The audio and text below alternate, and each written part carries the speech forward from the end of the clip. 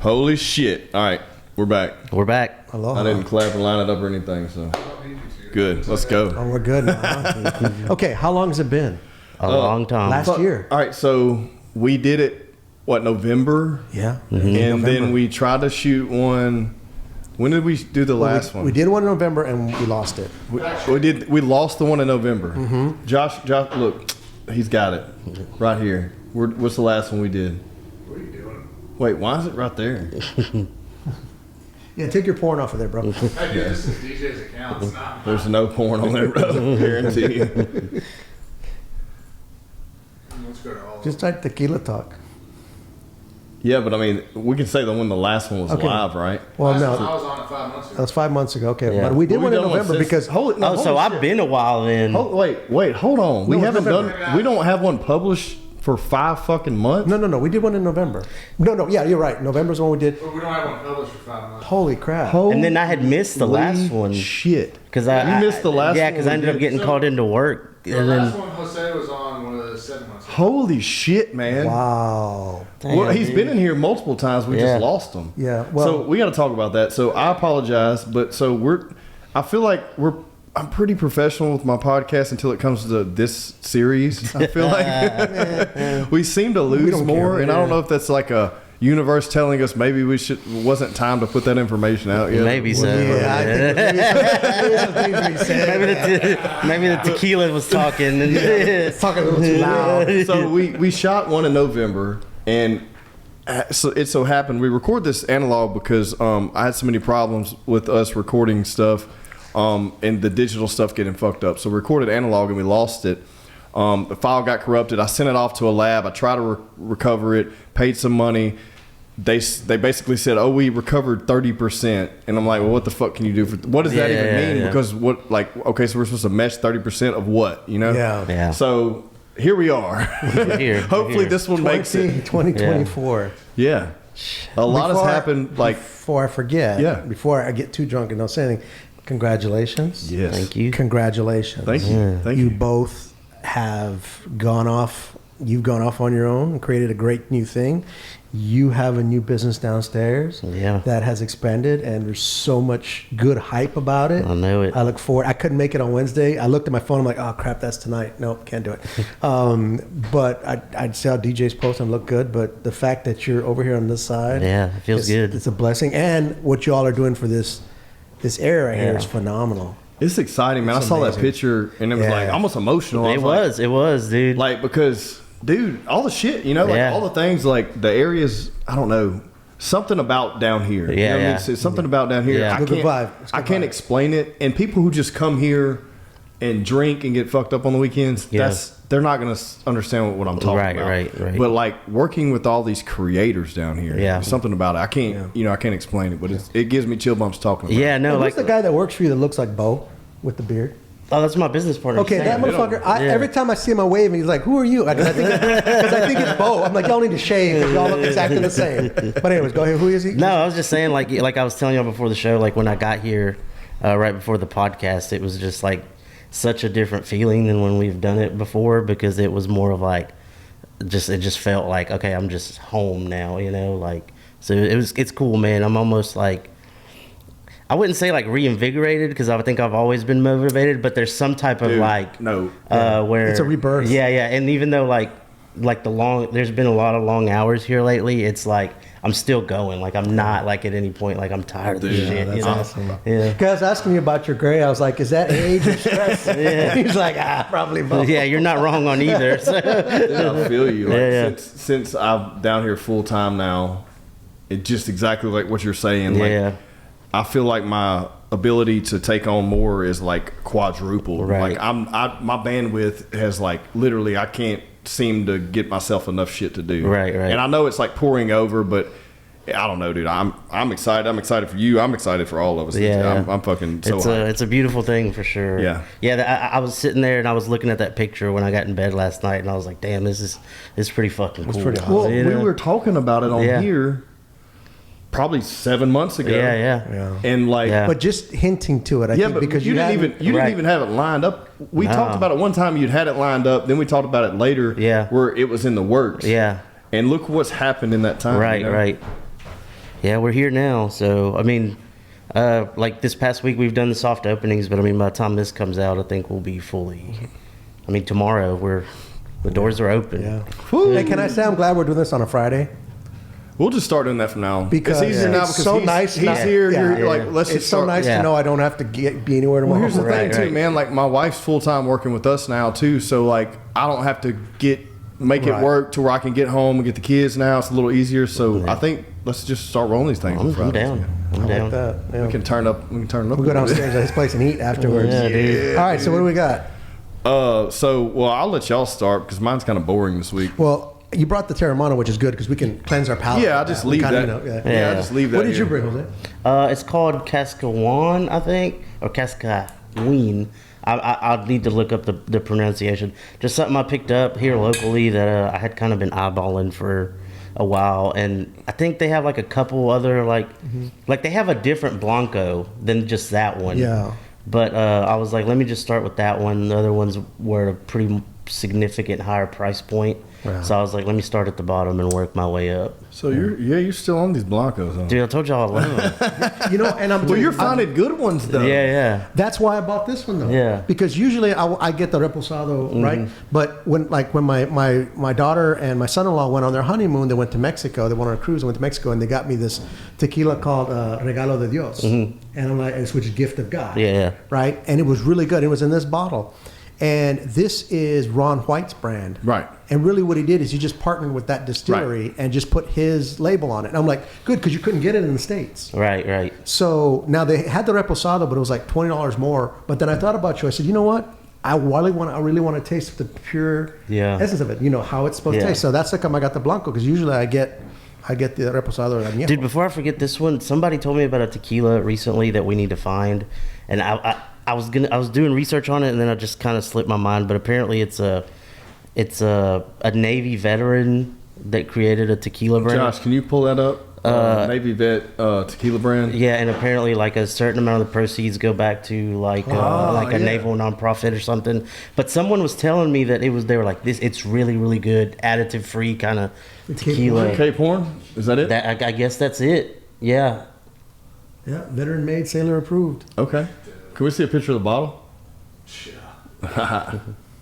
Dude, okay, let me just say this. This is awesome. Yeah. For those of you who can't see, we have our own little video screen, which means they can check us now.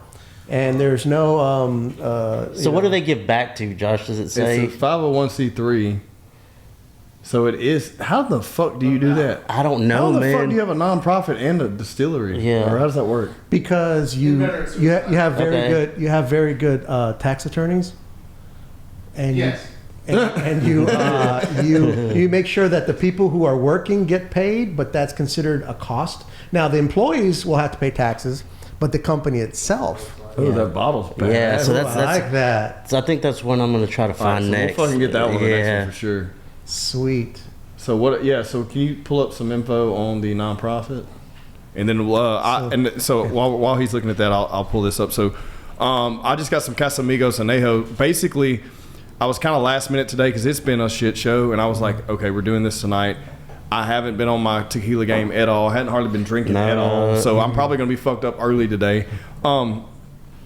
And I was like, we haven't had Casamigos Anejo ever, and Ben was talking about it. Yeah. And I thought Yeah, I about had it. it in Minnesota. Yeah, you were My talking buddy about it. is a fan of that. You open that? I'm not sure that opens. And then we got Terramana, of course. We Yeah. talked about that, but I keep that in the office just because the man, 'Cause why not? Dwayne Rock Johnson, and also it's a good tequila, man. It's just we're gonna I start. enjoy it. Yeah, yeah. We're gonna Just start with this to kind of loosen up, Cleanse the palate.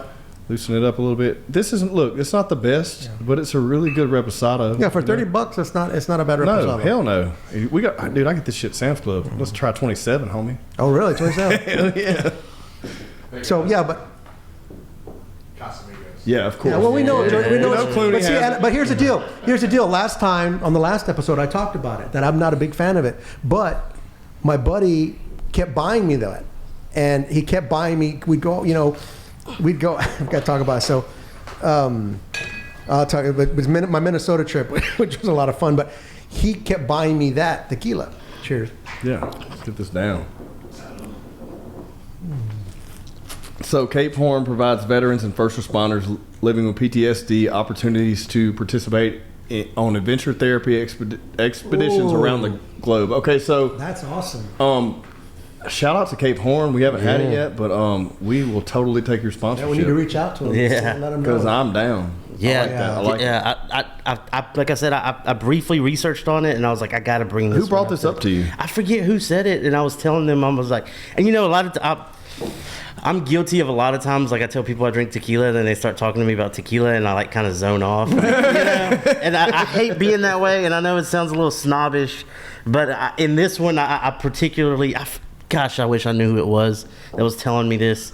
In this particular, like I actually like went and like researched like this Cape Horn or whatever, and because at first he kind of threw me off because I'm like, fuck, I wish I could remember who it was. That's all good, man. But No, it was one of those where it's kind of like, well, I don't want to drink a tequila called Cape Horn, like yeah. you know, it's like, and then No, like, but I get then when it. he told me the story, I was like, oh, okay, like I get it. 'Cause Yeah. I was thinking it was another one of those like, you know, plays that just somebody Right. having a tequila. Yeah, well, and then we were talking about last time that the ladies reached out to you. Yeah, because I was you looking talked for to them on a group. Yeah, I was looking for pantalones. Right. Because I brought pantalones last time. But that didn't air. That But I show didn't haven't, air. I haven't been back to Dallas. Right. Well, I mean, I've been back to Dallas, but not to buy tequila.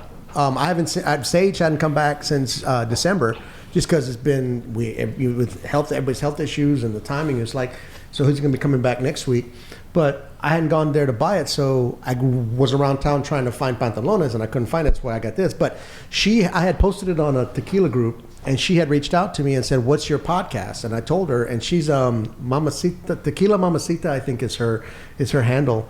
And she's got some really, I mean, she's like really a professional. They're legit. Yeah, they're legit. Yeah. They make their own cocktails, and I'm like, okay, never I mind, saw you're, that she you're followed, out of our league. I saw that she followed us and or liked something. I went and looked. I was like, oh shit, we're on the map. And then you came back and said, well, I actually got she slid in my DMs or whatever. That's what I was. I'm like, oh, okay.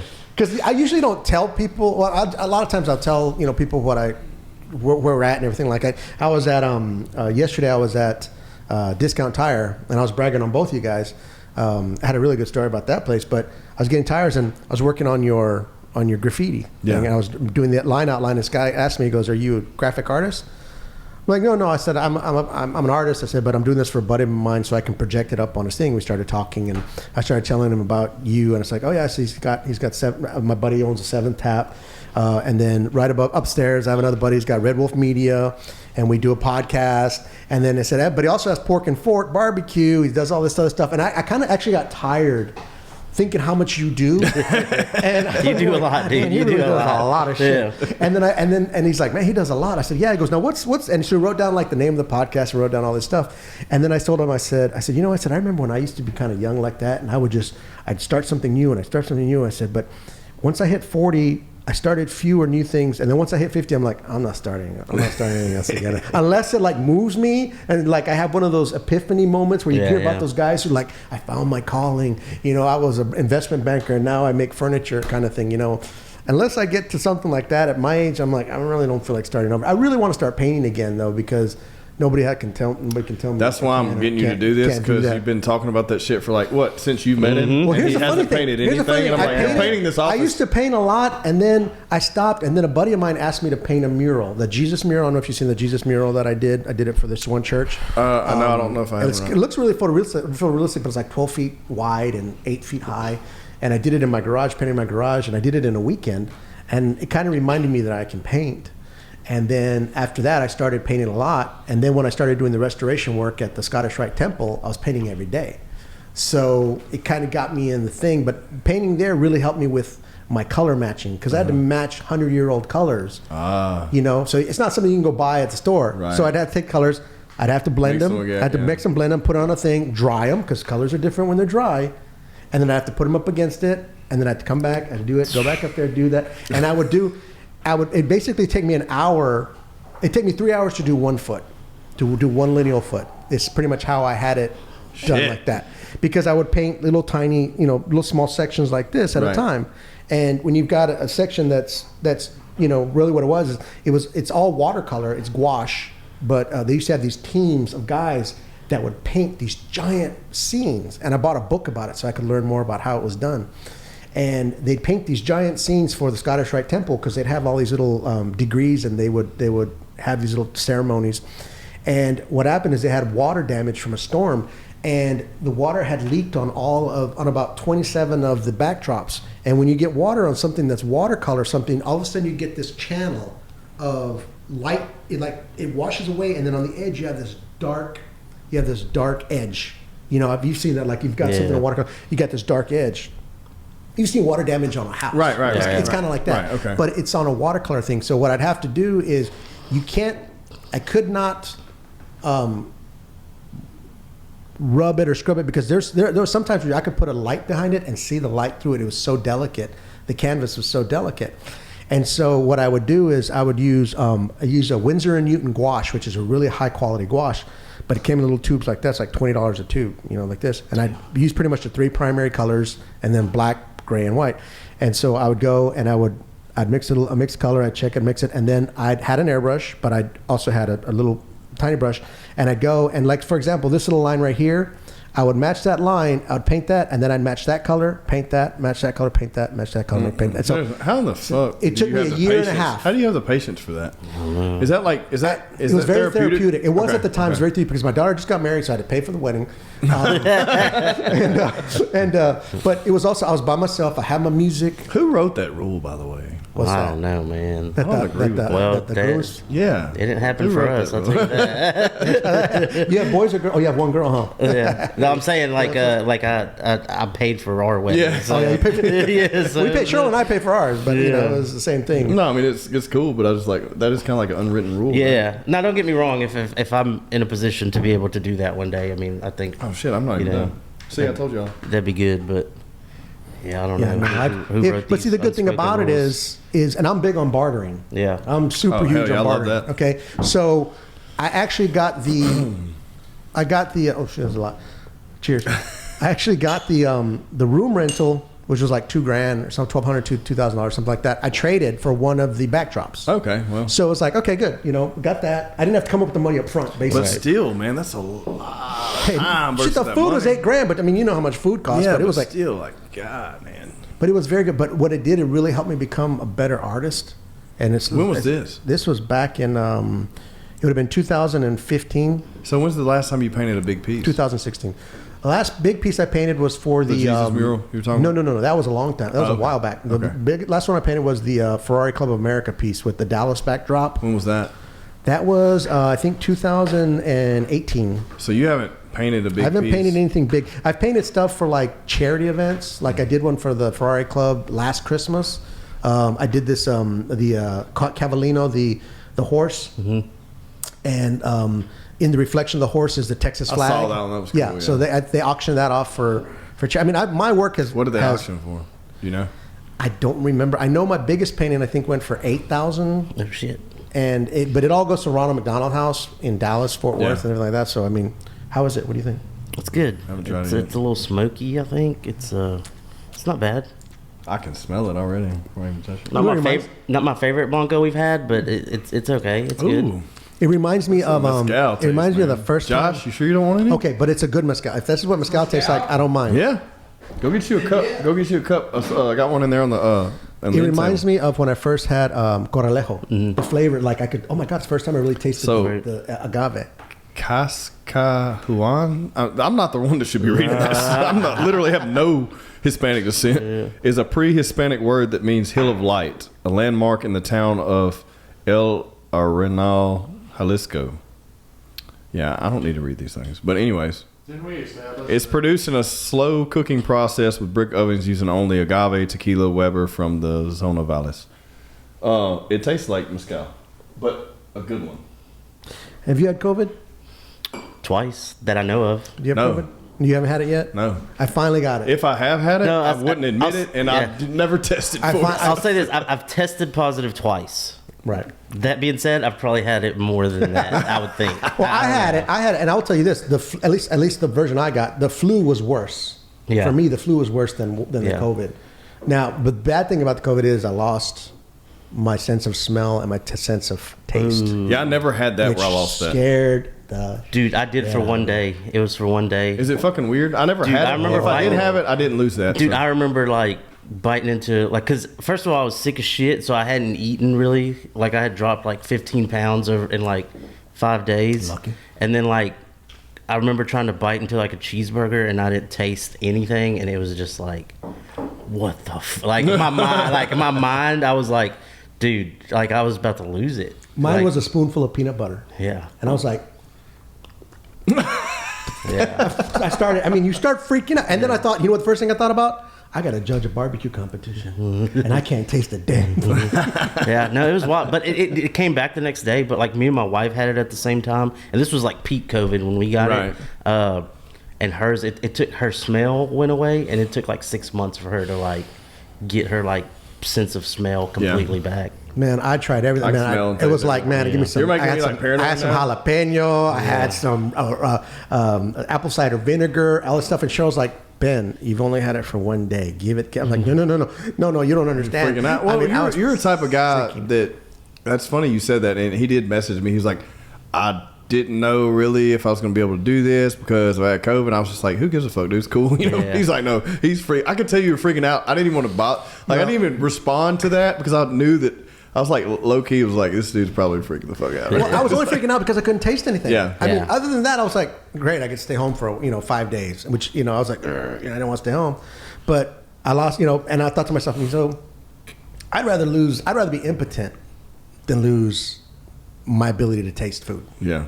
Yeah, that was a rough one. I was like, oh Yeah. no, this is That not was good. just. See, I don't. Yeah, about the flu thing. I had right like before COVID even come out. You know what I'm saying? Like before we knew about it. It was January 2020. We had that huge Party Gras event, and I was so motherfucking sick. I think it was January 2020. It might have been 2019. I don't remember. But I was so fucking sick, and then later we found out about COVID. It was January 2020, and I had flu type B or whatever the fuck. And dude, I've never been so sick in my life. And I lost my voice. I don't know if y'all remember that. I lost my voice for like Yes, I do 3 remember. months. I remember. 3 months I lost my voice. I did a couple I was like, I'm not fucking quitting podcasts. So I kept doing podcasts with like no voice. Yeah. Because I remember having like a podcast with Andrew and I didn't have no voice at all. Yeah. But like, dude, I was so motherfucking sick. And it wasn't COVID, it was flu. But I never lost if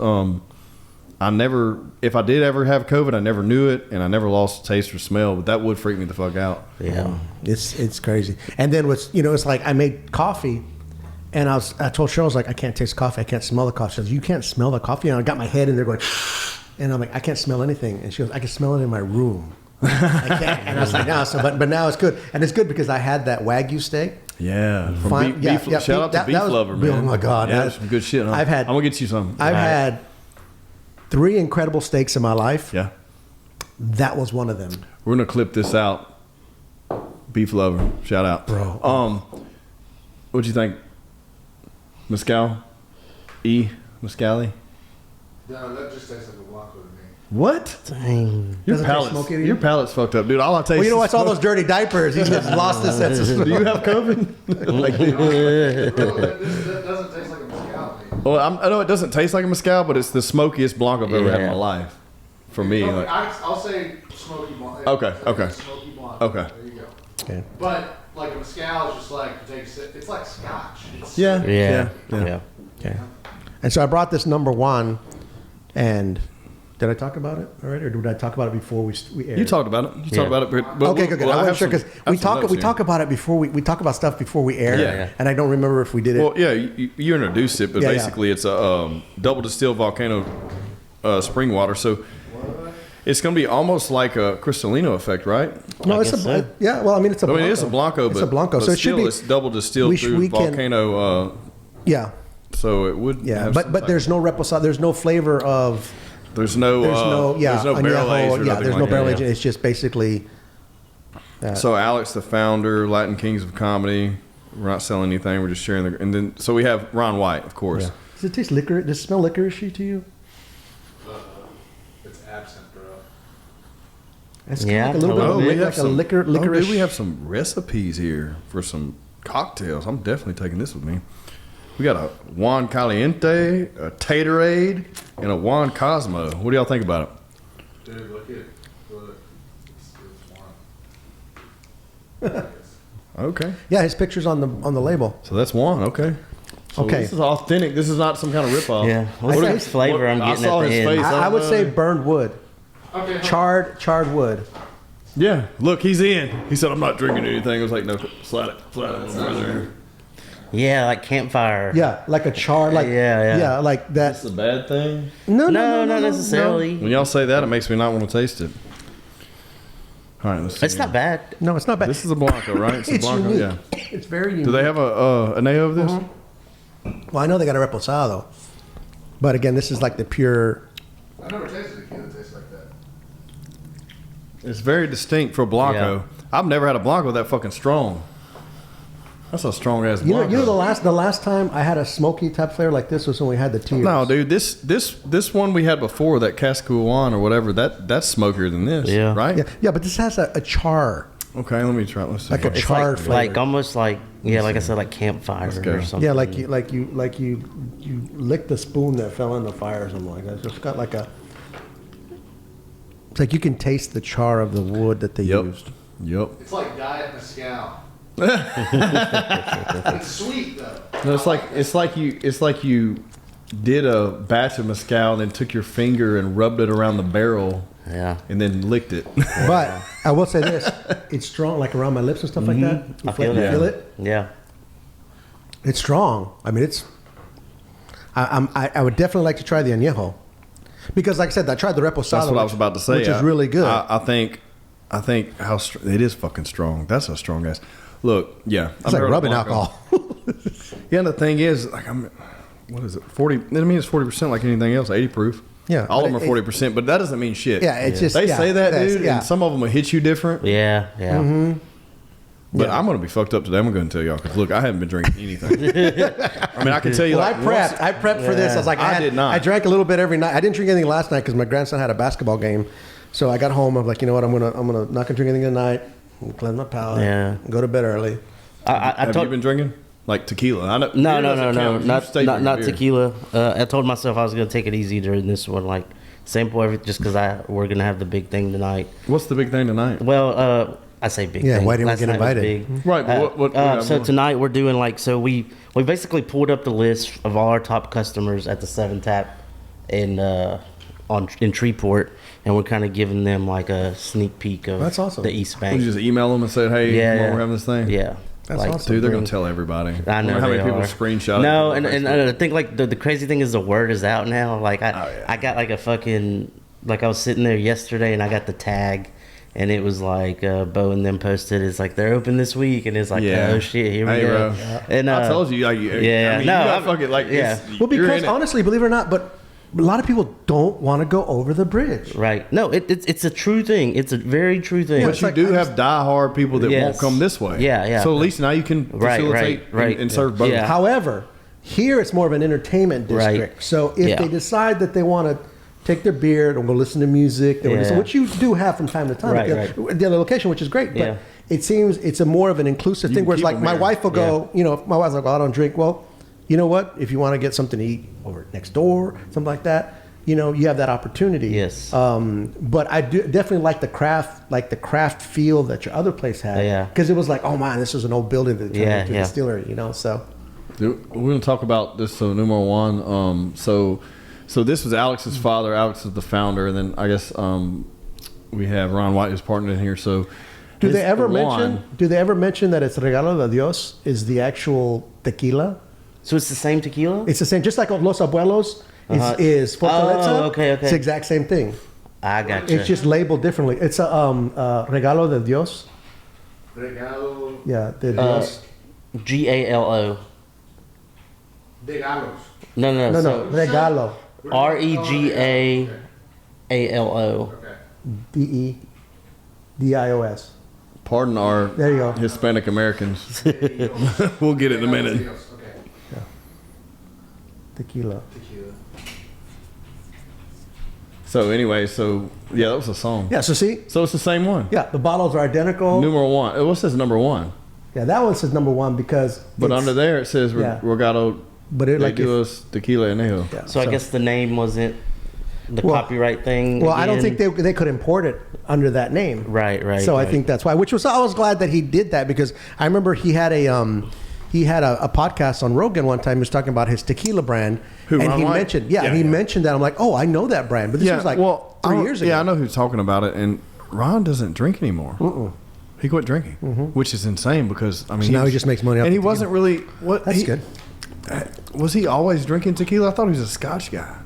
I think Can we look that up, Josh? Wasn't Ron White a Scotch guy, like on stage? Yeah. So I guess he just saw the writing on the wall. It's like, I'm gonna jump in this because they've had this tequila out for a while. Dude, yeah, I feel like a lot of people are jumping into the tequila They are, game, but I yeah. think it's just a new thing. Right, Like, and it's right. gonna wear off. And now it's like there's so many out there. Yeah. I did see Chris Stapleton's got Traveler whiskey out. Yeah.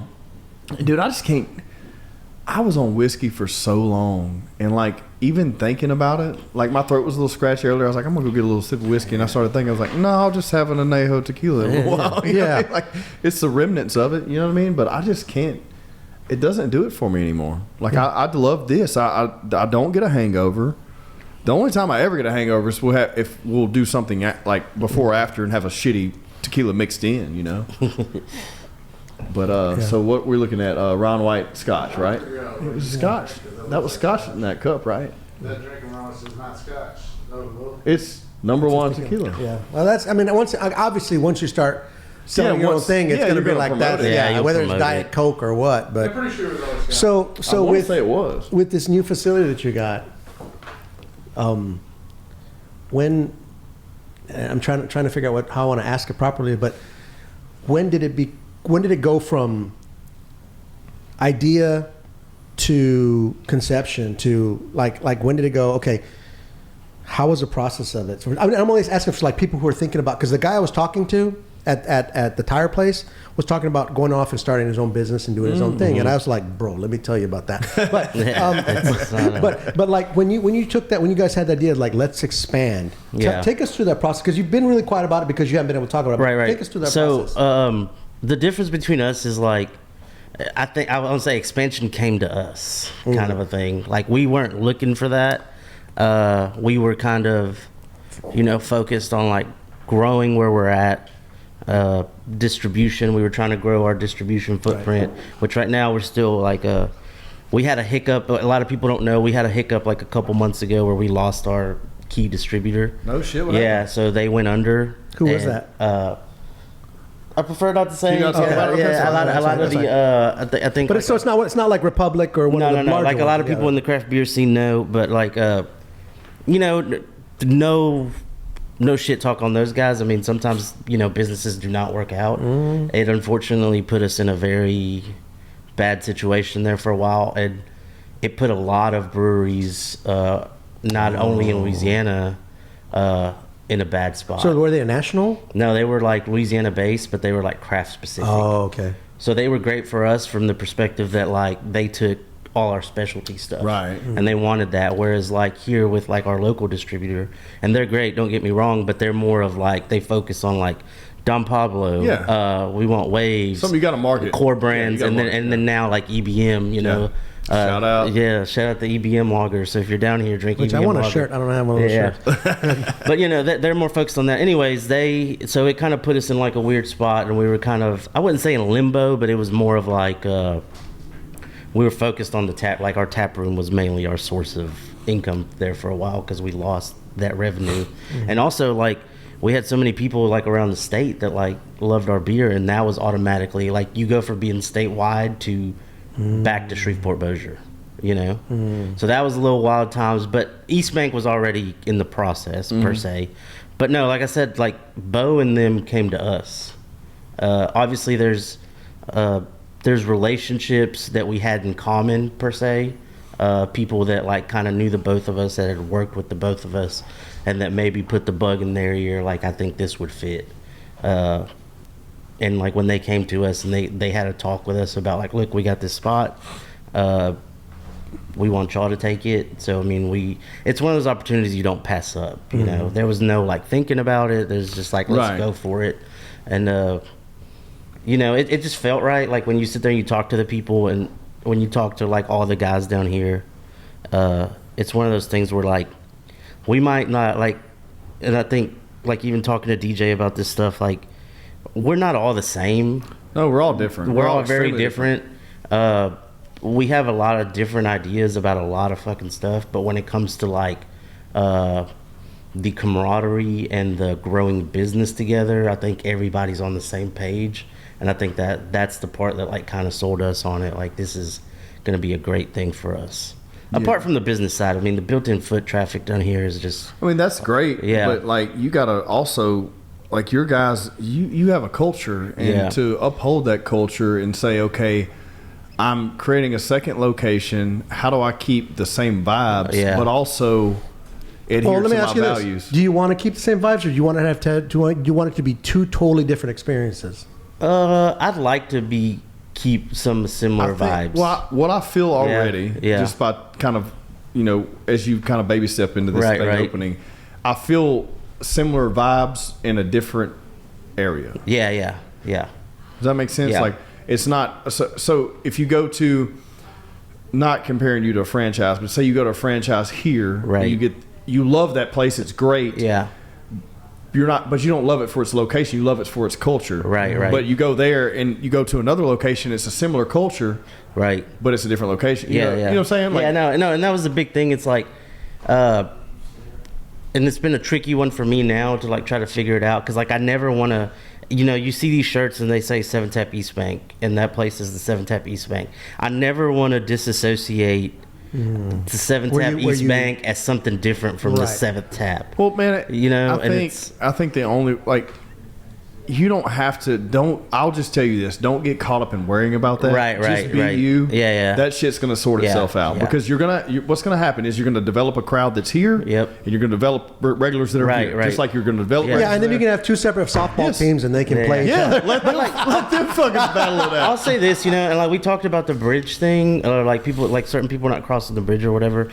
I'll say this, I can honestly 100% say that it might not be huge, but our tap room over there will take a little bit of a hit, and we know that. Yeah. Because we do have a lot of people that do love our product and would come over there from the Bossier side.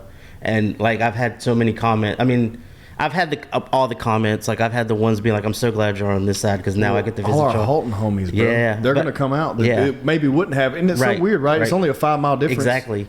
But I've also had people that are like, "Man, I'm glad I don't have to drive over here no more to get y'all stuff," And it's like, I get it. At the end of the day, if you're going to 7 Tap, I don't care which one you go to. So how do you plan to fill that gap on that other side? I don't know, man. I think like I've got a lot of cool events planned for that place still. So I got my foot on the pedal. That's cool. That's a good thing because you can drink beer anywhere. No offense to you, but you can drink beer anywhere. Yeah. So you make that that going there an experience to do it. But that's awesome. The beauty of this place too, like down here, is like with so many creative minds and so much stuff going on, that a lot of it's kind of like there's so much that's built in.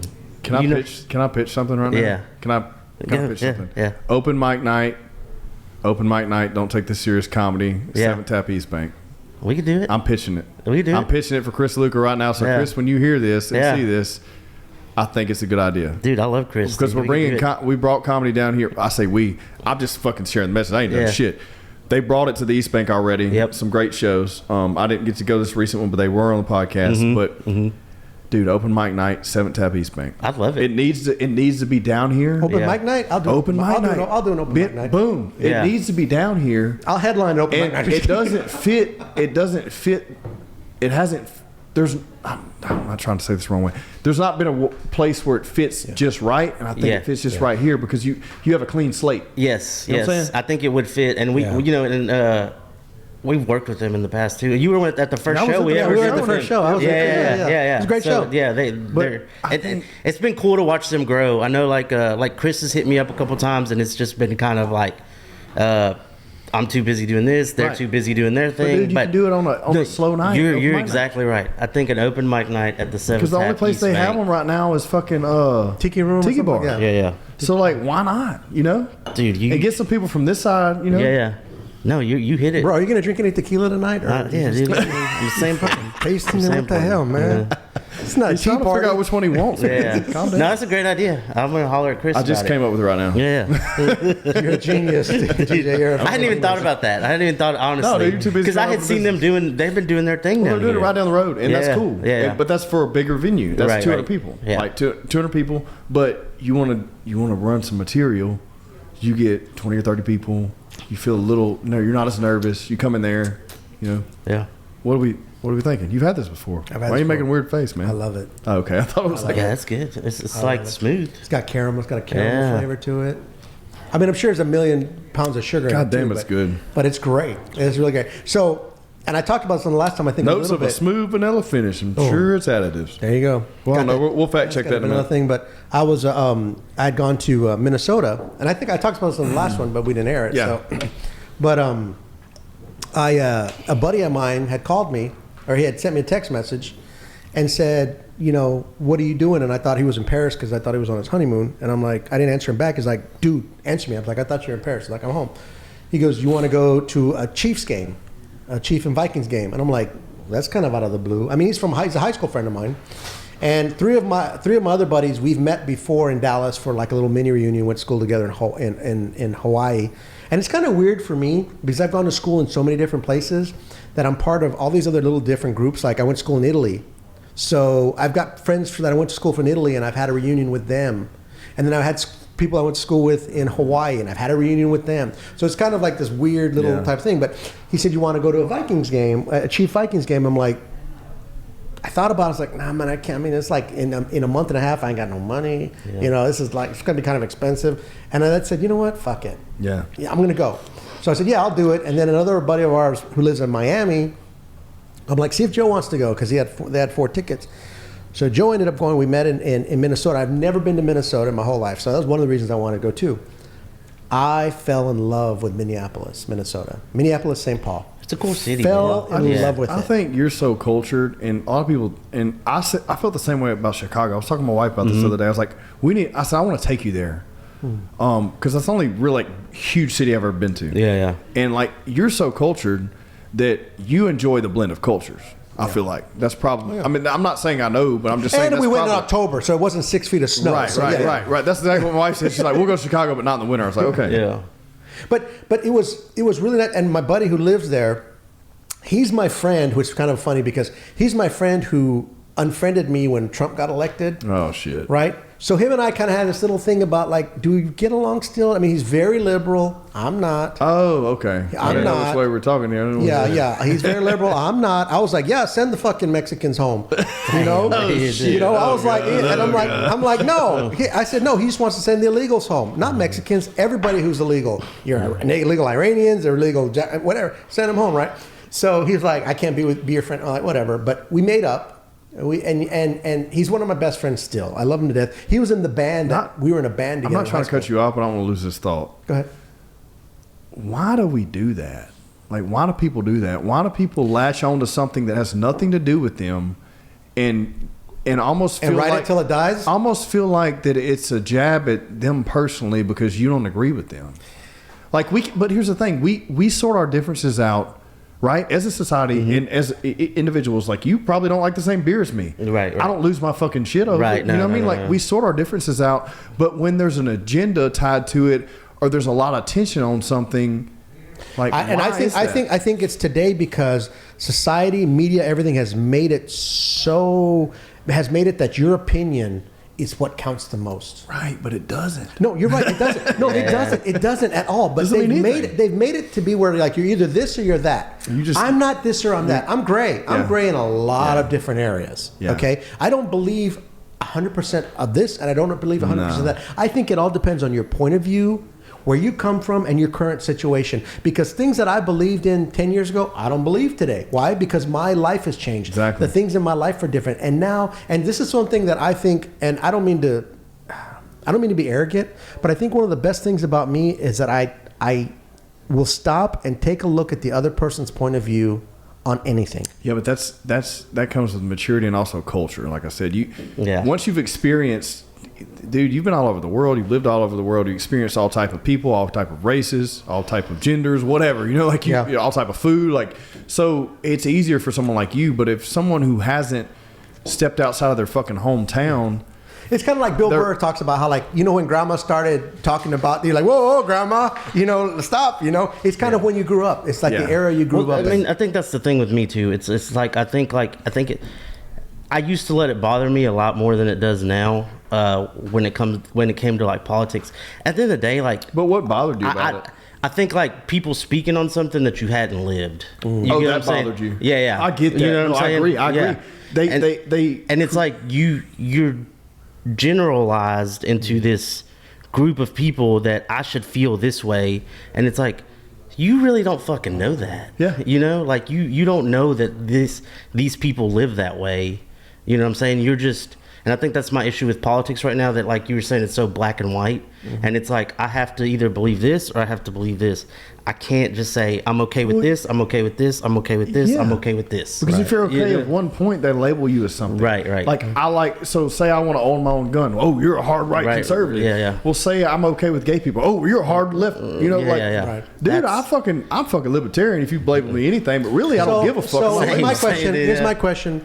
Who is it that's trying to divide us as people? Dude, it's the powers that be. It's not like who are the powers that be? I mean, you have all of your major corporations. Okay. Okay, like BlackRock. I mean, what if my marketing associate was in here where I can look up some material, I'd tell you.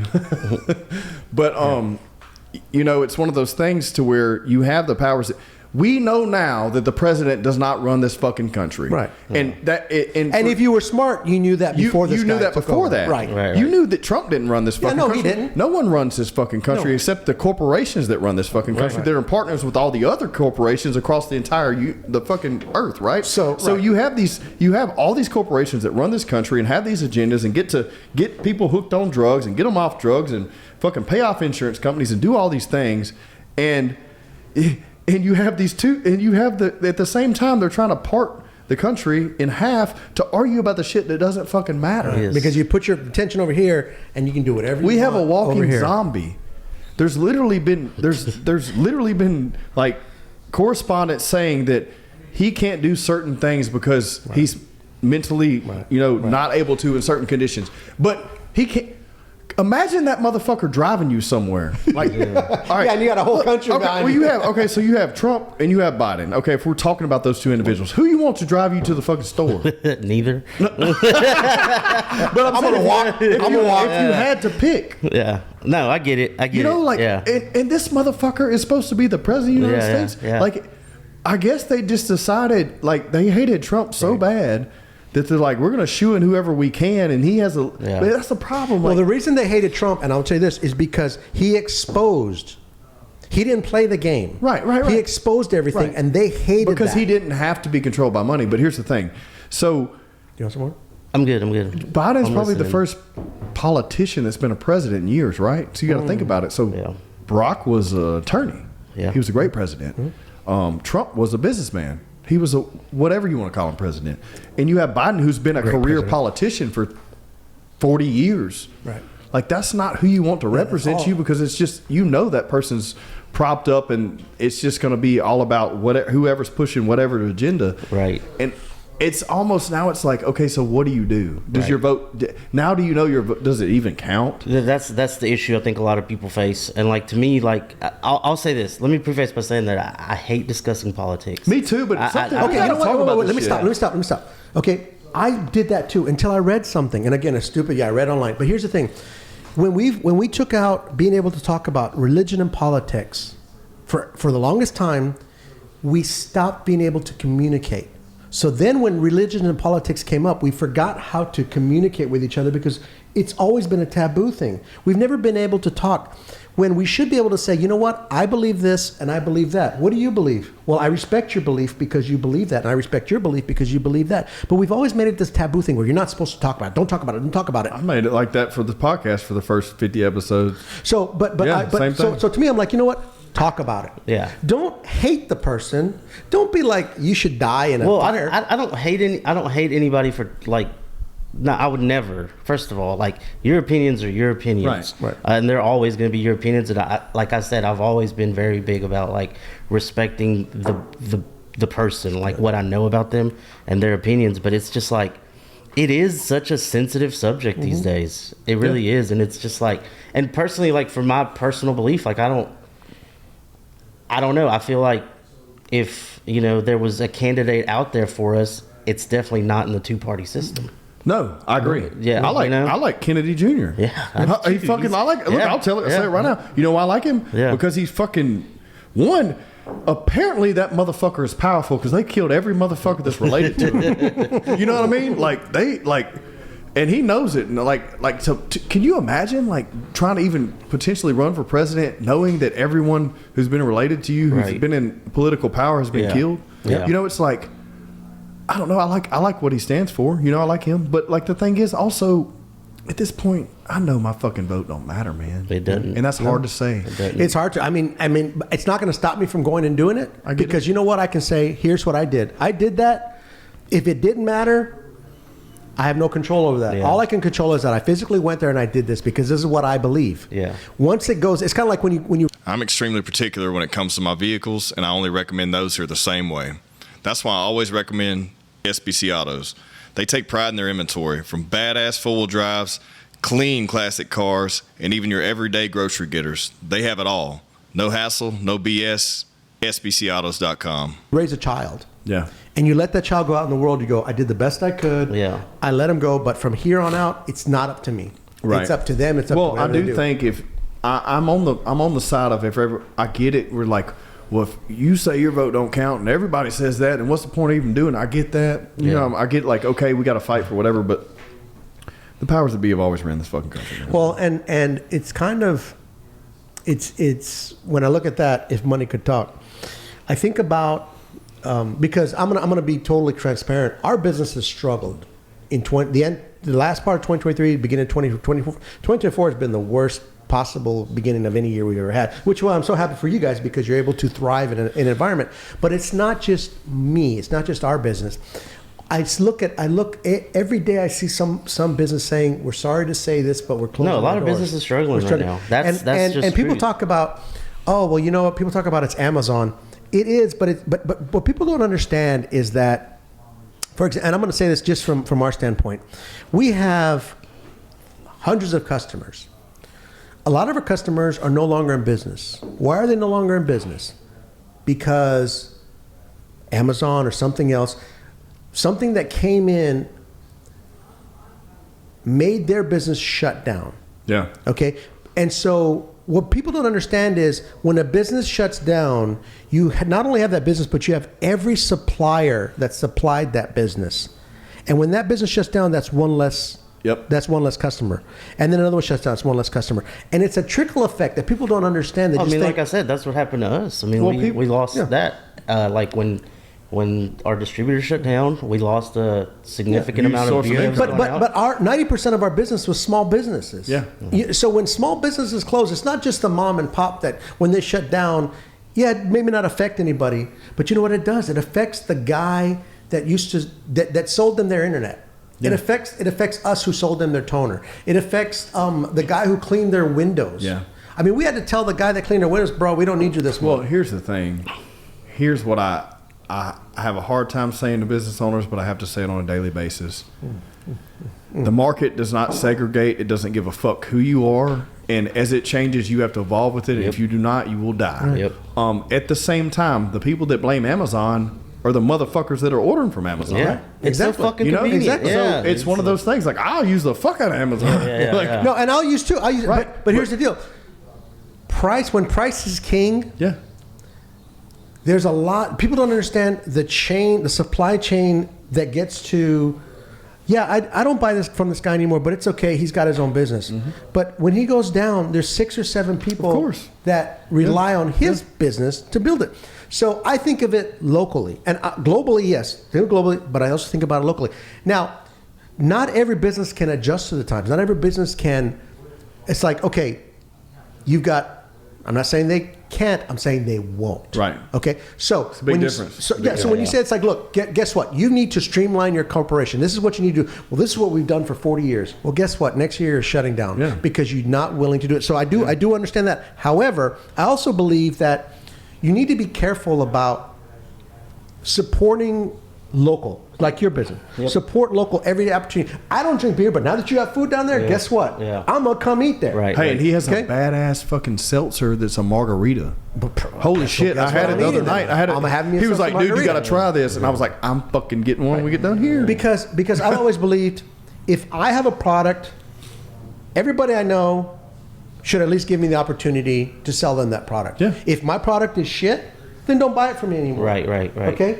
But give me the opportunity to provide that for you. Let me. And if you don't like it, fine. If that's great, no. And it's kind of like, and I'm going to go back to that whole, because I have to tell this story because I have to give a shout out to Discount Tire.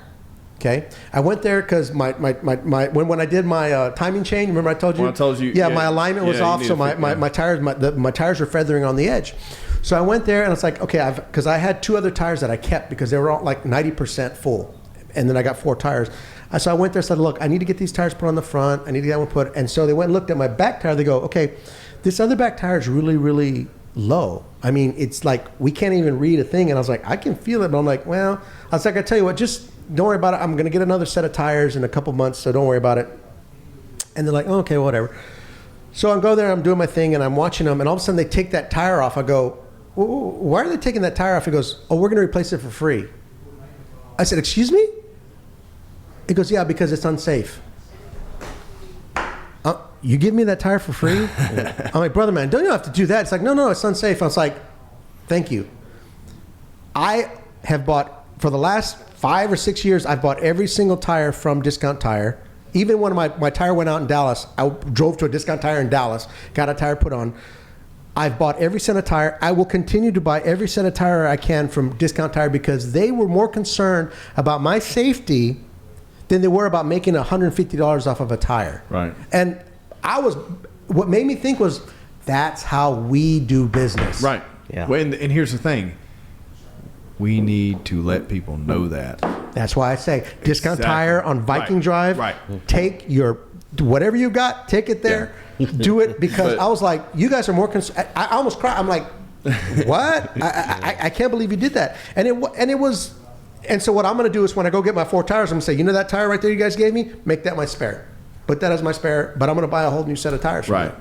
Well, I mean, but what I'm getting at is we need to let people value what is cheap and free and all that. But when something like that breaks, they don't have anyone to bitch to, complain to, or call. Right. Yeah. So we need to instill what it has, like what we have to Let provide. me try the smoky one again and see what's up. This one? Yeah. Okay. We need to kind of like, you have to market what you are. You have to show them what you are, and you have to represent yourself. And if you're not doing that, and your business fails, and you didn't take my thing is, it's hard in my industry. It's very hard because I've been telling people they need to do this shit for fucking 6 years since we started. Right. Like since I started in the industry 9 years ago, I've been saying to people, you need to do this, you need to do this, you need to do this, and I see people close down. I'm like, I understand and I get it, and I'm sympathetic, but also you didn't do this, Yeah. and this. Had you done all those things and then you didn't make it, Right. then I'd be way more sympathetic. But Right. you did not do all these things, and you wrote it out way too long. Did they know to do those things? There's no fucking excuse. It's called GOOGLE. If Yeah. you don't fucking know, I'm sorry. I have no fucking sympathy for you. The fucking Well, information is in your I'm hand. going to say this is, and it wasn't an isolated incident that happened to me over there because, and because I don't want to forget this because when I drink I forget things. But when I was there another time, a lady had come in, and the guy was a young kid behind, and he was probably maybe 19, 20 years old, young kid. But he didn't know a lot about life, but he was a really good guy. And a lady had come in, and she was talking about her tire, and then she said, she stopped, she goes, and she started crying. She goes, okay. She says, my husband just died, and he's always the one that handled this, and I don't know what to do.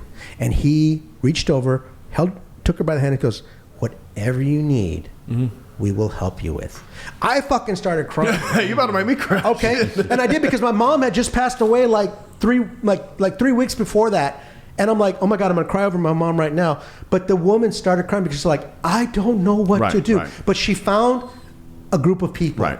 who said, you know what, we will take care of this for you. You tell us what you need, and we will take care of it for you. See, this is why I love you, because I just gave you a point of view. You gave me a completely opposing point of view, and now I agree with your point of view. but because there's a generation of people that aren't going to go GOOGLE, Right. And they need those people to They need guide those them. people to go, you know what? And I agree. got you. I agree. Don't worry about it. I agree got because I'm thinking business to business. I'm not thinking business to consumer right now, and I agree. I completely agree.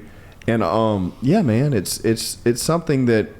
We're in the spinning fucking ball together. Yeah. You know, it's like one of those things. Do you want to hate or do you want to appreciate? Do you want to help each other or do you want to hurt each other? Yeah, and that's the thing too. It's like when like even like us when we're talking about politics, like I don't have time to like dwell on stuff. What's gonna be? argue What's with gonna be you is or- gonna be. Or I'm not share arguing differences over fucking some old rich white dude, bro. Yeah, I'm and not fucking doing it. And like at the end of the day, like under Obama, I was grinding. Under Trump, I was grinding. Under Biden, I've been grinding. Like it's not, you know. At the end of the day, like regardless of what shit's going on, like I still have to feed my family. Yeah, like, I've got to do what I. No one's gonna get in this office, or nothing's gonna happen that's gonna do it for me. You know, so I keep my head down and go for it. And I'm gonna do what I got to do. Yeah. And then you know what? And then you let the results. Right. You let the results sort themselves out.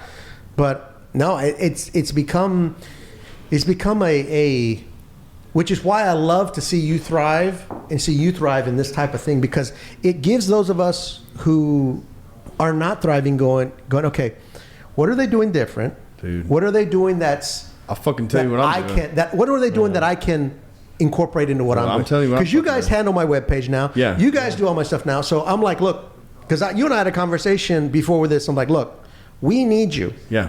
So, and you guys took it by the horns. You did it. You did all that, everything we needed to do. And when I was becoming an artist, I started working with Ron Atwood, who does a lot of nature stuff. He does a lot of things. And he ended up taking me under his wing. And I love you, Ron Atwood. Shout out to Ron Atwood. He taught me a lot about the business. I bought my equipment. I bought all my framing stuff because I learned from him how to frame stuff. I learned how to make money. I learned how to buy something and make money off of the first thing, and then I can make 4 more out of it and still have profit. I love him for that. And he taught me how to do those things. And when I went out on my own, I didn't know what to do. I found somebody who said, let me show you how to do it. I'm not going to ask you for anything. I don't want a percentage. I don't want anything. I just want to share my knowledge with you. And to find somebody like that nowadays is very hard. very That's hard. the best thing you can do for branding, though. Yeah. You think about it, like there's no referral stronger than someone like you saying that person propped me up, and kudos to them, and how far that goes. You know what I mean? Yeah. Yeah. I want you to start selling art again, bro. I'd love to start painting again Let's because fucking make I don't him have do to it. answer Yeah. anybody. Let's just make him do it. He's talking about what all we're doing, dude. I'm staying on his ass. That's why I fucking called him out. And he's Well, painting. I'm going to tell you this. He's I'm going about to to paint this office. I'm going to tell you this because I fucking want him to. I'm going to tell you start this. I thought about this to myself. I said, you know Okay. what? If I start painting again, You're going to. DJ can be my publisher, I fucking will. and all I have to worry about is creating. And he can do my marketing. He can do all my stuff because I used to do all that stuff myself. I did all my printing my own. I did all. I will do it for free. You ain't got to do. No, it for I'm free. doing it for free. I said it that? right You heard here. that? No, I will and do like it. I want back you to to like fucking the do it. comment that like y'all had just made. Like I think that's also like back to tying into the beauty of this area is if you had so many people that are like hyping you up also. How can I help you? Yeah, That is- yeah. But here's the thing: we're all too. We have too much pride to say we need something. Yes. Yeah. But when Yeah. you say, "Hey, if you were to come in and go, I need help. What do you need? Yeah, What do you need?" yeah, And so you're right. This area. But you can is- do that down here and Yeah. not feel. right.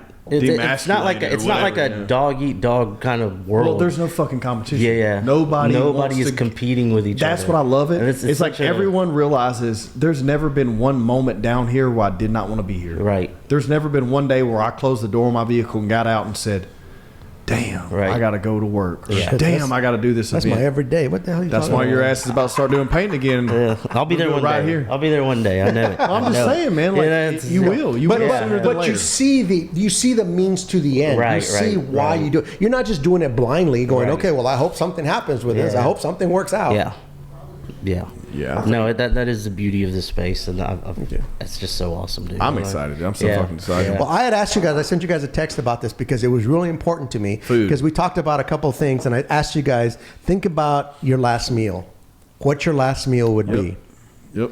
What would your last meal be if you were to die? You said appetizer, appetizer, main course, entree, and dessert. Shit, I don't know, man. I fucking know right now. All right, dude, tell me. All right, so appetizer, like a volcano fried shrimp, fucking basic as fuck. Like, you know what I mean? Like the From fried where? shrimp. Like, I don't fucking care. Okay. Like, you know, like the ones Yeah. like they have them at a few places, like a Yeah. nicer, like a bit or a coconut shrimp, something. I don't eat fried food, but appetizer. There we go. Or char grilled oysters. Probably no, actually char grilled oysters. That's gonna be Okay. my appetizer. Yeah. Char grilled oysters. I don't give a fuck what you put on it. Ribeye steak, big as fuck, 16-ounce From ribeye where? steak. I don't give a fuck as long as it's good. Like, No, I'm it's not got to saying- be from where? Where You're did saying you have the best from my ribeye steak fucking you ever had? grill? From your grill. You made it yourself. Okay. Like, no, if I look, I've had so many great steaks. What sides are you going to have with your steak? I'm gonna have a sweet potato or mashed sweet Yeah. potatoes. And I don't want the other side, just that meat and potatoes. And then for dessert, I'm having key lime pie, bro. From where? I don't give a fuck. Homemade, hopefully. Yeah. That's what I'm saying. I don't want none of this from a restaurant. Right. Okay. So while you're thinking, I'm going to tell you mine. All right. Okay. Because I thought about this. Already Okay. fucking- Because I thought I- about it. I have a Okay. clue. So we're just going to weird. The appetizer's going to kind of freak you out. My appetizer would be potato skins from Tony Roma's. Okay. Loaded Is that place potato still skins. open? Only in Florida. Okay. Loaded potato skins from Tony Roma's. Okay. Okay. My entree would be the bone-in ribeye steak from Manny's in Minneapolis, Minnesota. Never had it, but- charred. Okay. With a side of truffle fries and mashed potatoes. I know that's two starches. Kiss my ass. Do whatever, man. Fucking amazing. Okay. Best steak I have ever had in my life. All right, and that says a lot because the motherfuckers travel the world. I have traveled, and I'm gonna, and when we're done, I'm gonna tell you the story about that dinner. Okay. And for dessert, strawberry pie from Anna Miller's in Oahu, Hawaii. Okay. There's a little diner called Anna Miller's, and when the strawberries are in season, which is weird in Hawaii, they make a strawberry pie. Now here, the strawberry pie is this much strawberries Yeah, and and a this lot of much fucking cream. cream and okay, sugar, yeah. in Hawaii, it's this much strawberries and this I much like cream. that. Yeah, I like that. That is my last meal. So, can I skip the appetizer part? Skip it. Yeah, You so wanna do it's whatever my you last want. meal. Okay. It's your- All right. So it's your here it meal. is. It's so my first. So I think I'm gonna skip the appetizer. I'm doing my mom's chile rellenos with her rice and her homemade tortillas. And I think to accompany that, I want my favorite drink in the world. I don't know if y'all probably not very familiar with this drink, a michelada. Oh, I know. I am. Yeah, I know. Mexico makes the best fucking michelada. You've never had one? Never had a Michelada. Dude, you're not very Mexican. Yeah. I'm okay with that. You don't see me Tell 'em crying what's about in it. that. So So it's it's- So it's basically like a Bloody Mary, but with beer instead Yep. of vodka. okay, so it's got beer in it, right? Yeah, Yeah. That's why I don't fucking know about it. No, but it is just like so Key makes this one and Rodrigo makes his own mix, and I'm gonna talk to him about like me getting that mix so we can do Ooh, them over nice. here. You could do that with Yeah. a beer, dude. Yeah, that yeah. would be amazing. Yeah, and so that would like a Don Pablo. Yes. With the meal, and then for dessert would be a tres leches cake. From where? I don't know, anywhere. Anywhere? Anywhere. See, and that's the thing too. It's like I've had food, but I want it from one specific place because that's the best I've ever had it at. Yeah. Well, I've had like char grilled oysters. It's like you can't really fuck those up. Yeah, You know, yeah, You're like- putting Parmesan, like if you do a Rockefeller or whatever, you're just putting. Well, you know, like you said with the steak, like I mean, there might be one that like stands out, but like there's a lot of places that do a good fucking steak. Yeah, you know, like, like I even just- yourself, you know, like it's. But some days, like I like mine, and then other days I may want to just go somewhere. Like Two John's has a good motherfucking steak. Yeah, they do. Silver Star has a good motherfucking Yeah. steak. Like, do I frequent those places? No, but they Yeah. have a good fucking steak. Yeah. But at the same time, I do love my smoked reverse seared ribeye, and I do those like for oil field guys. I'll do like a 16-ounce motherfucking 30 minutes on smoke, and then 30 minutes on smoke at like 200, and then I move it to the hot side of 400 and sear that bitch, and it's so Damn, motherfucking dude. good. It's so fucking good. The reverse like- sear is fucking. Because like my dude, you my can't, like. my favorite appetizer is my own. I actually make a. It's kind of weird. I make a wonton. I take a jalapeno, cut it. I fill it with cream cheese, some bacon, and regular cheese, and then I wrap it in a wonton skin and I fry it. Okay, sounds good. It's amazing, but I don't want it as my last meal. Right. But so yeah, I love it. I love it more than anything else. But like the reason I'm so specific about certain places is because, and I have to talk about this because I didn't talk about it last time, is the steak I had, best steak I've ever had in my life. Okay, so we were at this, we were staying at the Fauché in Minneapolis, which the Fauché is a building, it's a very historical building, and it was built to look like the Washington Monument, because the guy who built it was a big fan of George Washington, so he built it to look like the Washington Monument. And so we stayed there because my buddy loves to stay at the W. Any W places that he likes to stay at the W because he's like something always fun happens at the W. Like, okay, so we're there, and it's my buddy Gil and my buddy Joe. And Joe's been buying me, shots of that. And we're trying to we want to eat this place called Manny's because where we're on the 8th floor. I can smell it. When I get off the elevator on my floor, I can smell the exhaust from the things coming through my floor. I'm like, so we go on the second night we're there. We went to Paisley Park, which is Prince's place, which was a whole religious experience for me. But so we go there and we're like, let's find something to eat. So we go next door and they're like, we don't have any tables, but if you can sit at the bar, you can sit down.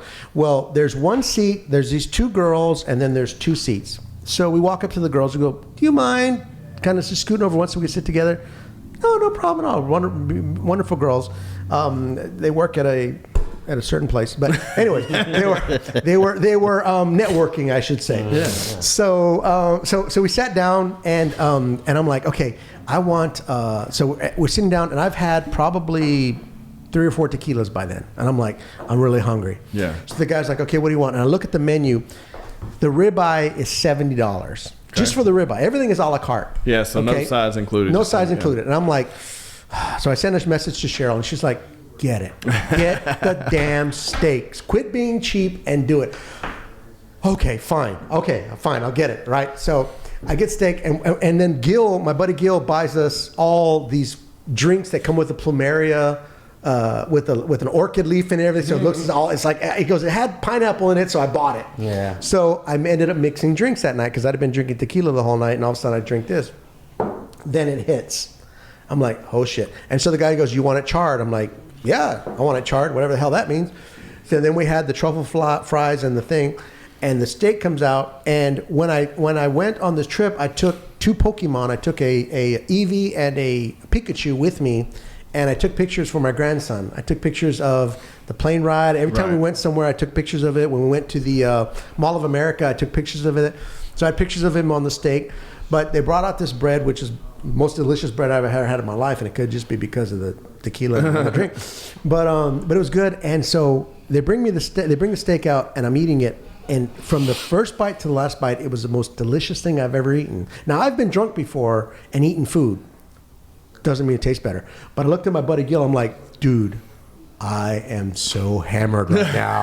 I am seriously I had to go to the bathroom. I couldn't find my way to the bathroom. But I don't remember a lot, but I remember how the steak tasted.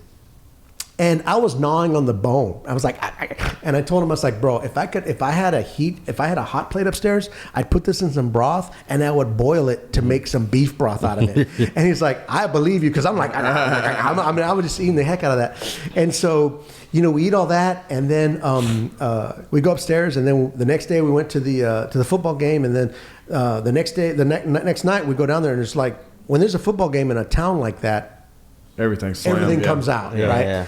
So we were downstairs in the lobby, and we were actually able to order from Manny's in the little bar area. So we ordered these steak sandwiches, like $45 steak sandwich. Okay, and I'm like, and Gil's like, bro, I got this. I'm like, no, I got it. I just, I'm not cheap. I just don't like to spend money, But I love spending money on my grandchildren, on my children, but on me, I feel it's selfish. And there's a reason for that. And I don't know if I ever talked about this, but I had a traumatic experience with money. I'll talk about it later. But anyway, Mexican traumatic experience. Well, I'll say this. I'm a little opposite, where when it comes to food, I will fucking... Me too. Yeah, dude. I don't care, dude. That's all I spend money on. I will. So the next night, I was like, you know what? I'll go ahead and get one. And so I thought it was just going to be like a sandwich with like slivers of steak. No, there was a steak this big, bread this big, Okay. all this other stuff. I'm like, okay, it's actually a We'll piece of pay- steak. yeah, I'll pay for it. So I basically I chopped the steak up, I ate that, and I ate the bread separately. But so it was everything I ate was delicious. Every conversation I had had substance. Yeah. I enjoyed that trip, and I needed that trip more than I knew. Yeah. And when I left that, I was like, I had no idea how much I needed to reconnect with these guys, how much I needed to get away from my current situation, from everything that's going on, and discover who I used to be. And I was like, because I was even telling my buddies, I'm like, look, guys, I'm like, you've got this, you've got that. I don't feel like I am where I thought I'd be. And in my mind, because if you knew who I was and you knew how much I was how hard I am on myself, you'd realize I would consider myself a failure. Okay? Yeah. When I look at other things, but here's the deal: don't ever compare yourself with other people because Yeah. you never know. You can't. You never You know. can't, dude. So come to find out, there's just other things. But to me, I was like, I felt I was this or that, and they're like, bro, you're not. You're a brother. You're this like that. So it allowed me to forgive myself for thinking that I should be here or there or doing something like that. I love my life. I have the best children in the world. I have the most beautiful grandchildren anyone could ever ask for. And I have to realize that the dreams and the goals that I had when I was Will change. 17 and Yes, 18, Yeah. where I thought I'd be and what I thought I have is actually greater Yeah. than what I thought I Yeah, because you would thought have. like that shit mattered to me back Yeah. then. Same thing. Yeah. I'll be honest, like I struggle with that a lot, like the comparison of stuff. But what do you? And But I don't know what it because you is. didn't this. For you though, you didn't. This is something that started later when you already had a career. So Yeah. So Like why do you wanting think to, that? like I think I don't know. I've just always struggled. I more recently, like I would struggle with it. Is like, it a balance? Is it a fight balance? Knowing that you're. Man, Well, I think I don't some- want to say this. Like knowing did that you- you're still doing something that you may not want to do every day versus. I think that was contributed, and like I would put like I'm fully transparency. Like I see a therapist like every other week. God bless you for that. because my wife was like, I think because I would get in these slumps sometimes. Yeah. Pop, and if you haven't seen a therapist and you need to, go see one. yeah, Right. yeah, and it was one of those things I think where like, it was like sometimes the work that you're putting in, you're not getting the results for the work that you know what I'm saying. You're not getting the reward. The delayed, The reward. Yeah, delayed, yeah, the yeah. delayed You're getting the gratification. results. Yeah, is yeah, no yeah. longer- And then, yeah. but I did read it. I think I read a quote one time, and it was something like it was recently, like a couple months back, and it said keep working even when the results aren't there. And like that, I think that like fucking hit Let me ask you something. How long have you been seeing a therapist? It's probably been like 2-3 months. Okay. I can notice a massive difference today with you talking to us. Really? Yes, 100%. Yeah. You know what? I'm glad you said it because I wasn't going to say anything. I noticed it visually on this mic because Yeah. you're speaking louder, Right. and you're more confident in what Yeah. you're talking about. 100%. I didn't know- that's cool. noticed I that. actually So just shout out to you. I actually just thought it was because you're Yeah. enthusiastic. Because I had about to turn your this levels. new- I had to turn your levels down. No, you were- because you were like clipping. I was honestly, like I said, I would get in these slumps, like these really bad slumps, and it wasn't like anything like super crazy, but I would like where I would come home and like maybe not be as like active as like a husband or father as I should be because I was in my mind a lot. And I think like my wife was like, well, maybe you should do this, and I did get off. Like I've always taken like for a long time I was taking anxiety meds, and I got off of them, and I kind of hit like that slump, and my wife was like, I get what you're trying to do, but maybe you're the type of person that does need the meds in order to thrive. So like I took that in as You got back on them? yeah, like I'm Good. not doing anything wrong by doing this, Right. like it's what I need. Right. And then I also kind of like seeing the therapist, like it made me like, I don't know. And at the end of the day, like I can sit here and say like, yeah, go to a therapist or whatever. I don't The right therapist. Yeah. But like honestly, like What doesn't have this to- is therapy too. It doesn't have to be a therapist. Right. But I'm just telling you, I noticed a difference Yeah. already. And I knew it when you sat down, and I literally was going to say something. I looked over here, and your levels were way higher than they ever are. Right. And I had to turn your mic down. I Yeah. was like, yeah. Well, and I'm glad you got back No, on I it feel because in a better place. I'm for going to tell you sure. this because we talked about on the last episode, Yeah. which it didn't air, about how I was on Vyvanse for my ADHD. Yeah. that we talked about that Yeah. with Okay. Josh, and we talked about it a little bit. But I'm later, gonna I'm gonna tell you this. It's like I am craving to get back on it. Yeah. Only because it's kind of like you don't know how hungry you are till you eat. Yeah. I didn't know how scattered my brain was until it wasn't. And then all of a sudden it went back to that point. And I feel like I did in high school, like, wait. I'm taking a test going, okay, are they asking me how long the train takes? Are they asking me how long it takes for the 2 trains? It's like my brain has a difficult time getting to a point that this is where you start. Yep. And for those of you who don't have ADHD or something like that, I know it's difficult for you to understand, but if you have a child that has it and they're old enough to understand if they're struggling and you can't figure out why, and you can take them to a qualified person and they go, you know what, your child has this. It's not just because they can't focus, because I can focus all day long. I can paint.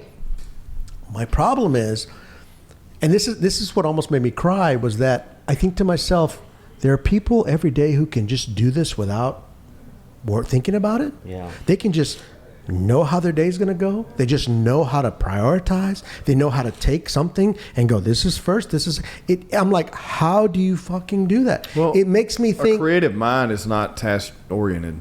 Well, and that's fine too. But but here's the deal too, is I think to myself, I wasn't smarter when I was on my medication. I was just able to understand. You were dialed in. Yeah. I was dialed in. Exactly. I was dialed in. Yeah. And when I got off of it, physically, mental, it's like I didn't have any physical problems. Right. But my brain goes, okay, I'm back to where I was. Did I learn? Well, I learned that I had the issue, but the good thing about the medication is it put me in autopilot. Yeah. It was like, okay, here's what we're gonna do. Here's what we're gonna do. Here's what we're gonna do. And I was able to accomplish things, and I was able to, move forward. Was I a better person? I don't know. I'm who I am. But do I wish that I could have that mentality? I do every day. I wish that I could take those. I think that is an issue. Like I said, when I got off my meds, I would struggle with the fact that like at the end of the day, things that you would consider issues, and then the logical side of you would kick in and be like, that's not a fucking issue. You have your kids, you have your wife, your business is doing why are you stressing? And that's the logical side of you. But there's still something there's still an imbalance in your body that's telling you no, it's not okay per se. I feel like I completely get that. Yeah. Dude, I've become so unbothered by anything. Yeah. And I used to look at old men they didn't give a fuck. I don't give a fuck anymore, dude. And it's the best peace I've ever had in my life. And I think it has everything to do with finding a place where you're comfortable, where it's coming home, going to work. Yep. I'm in control of everything in my life. Yeah. If I'm broke, it's because I didn't fucking work hard enough. Right.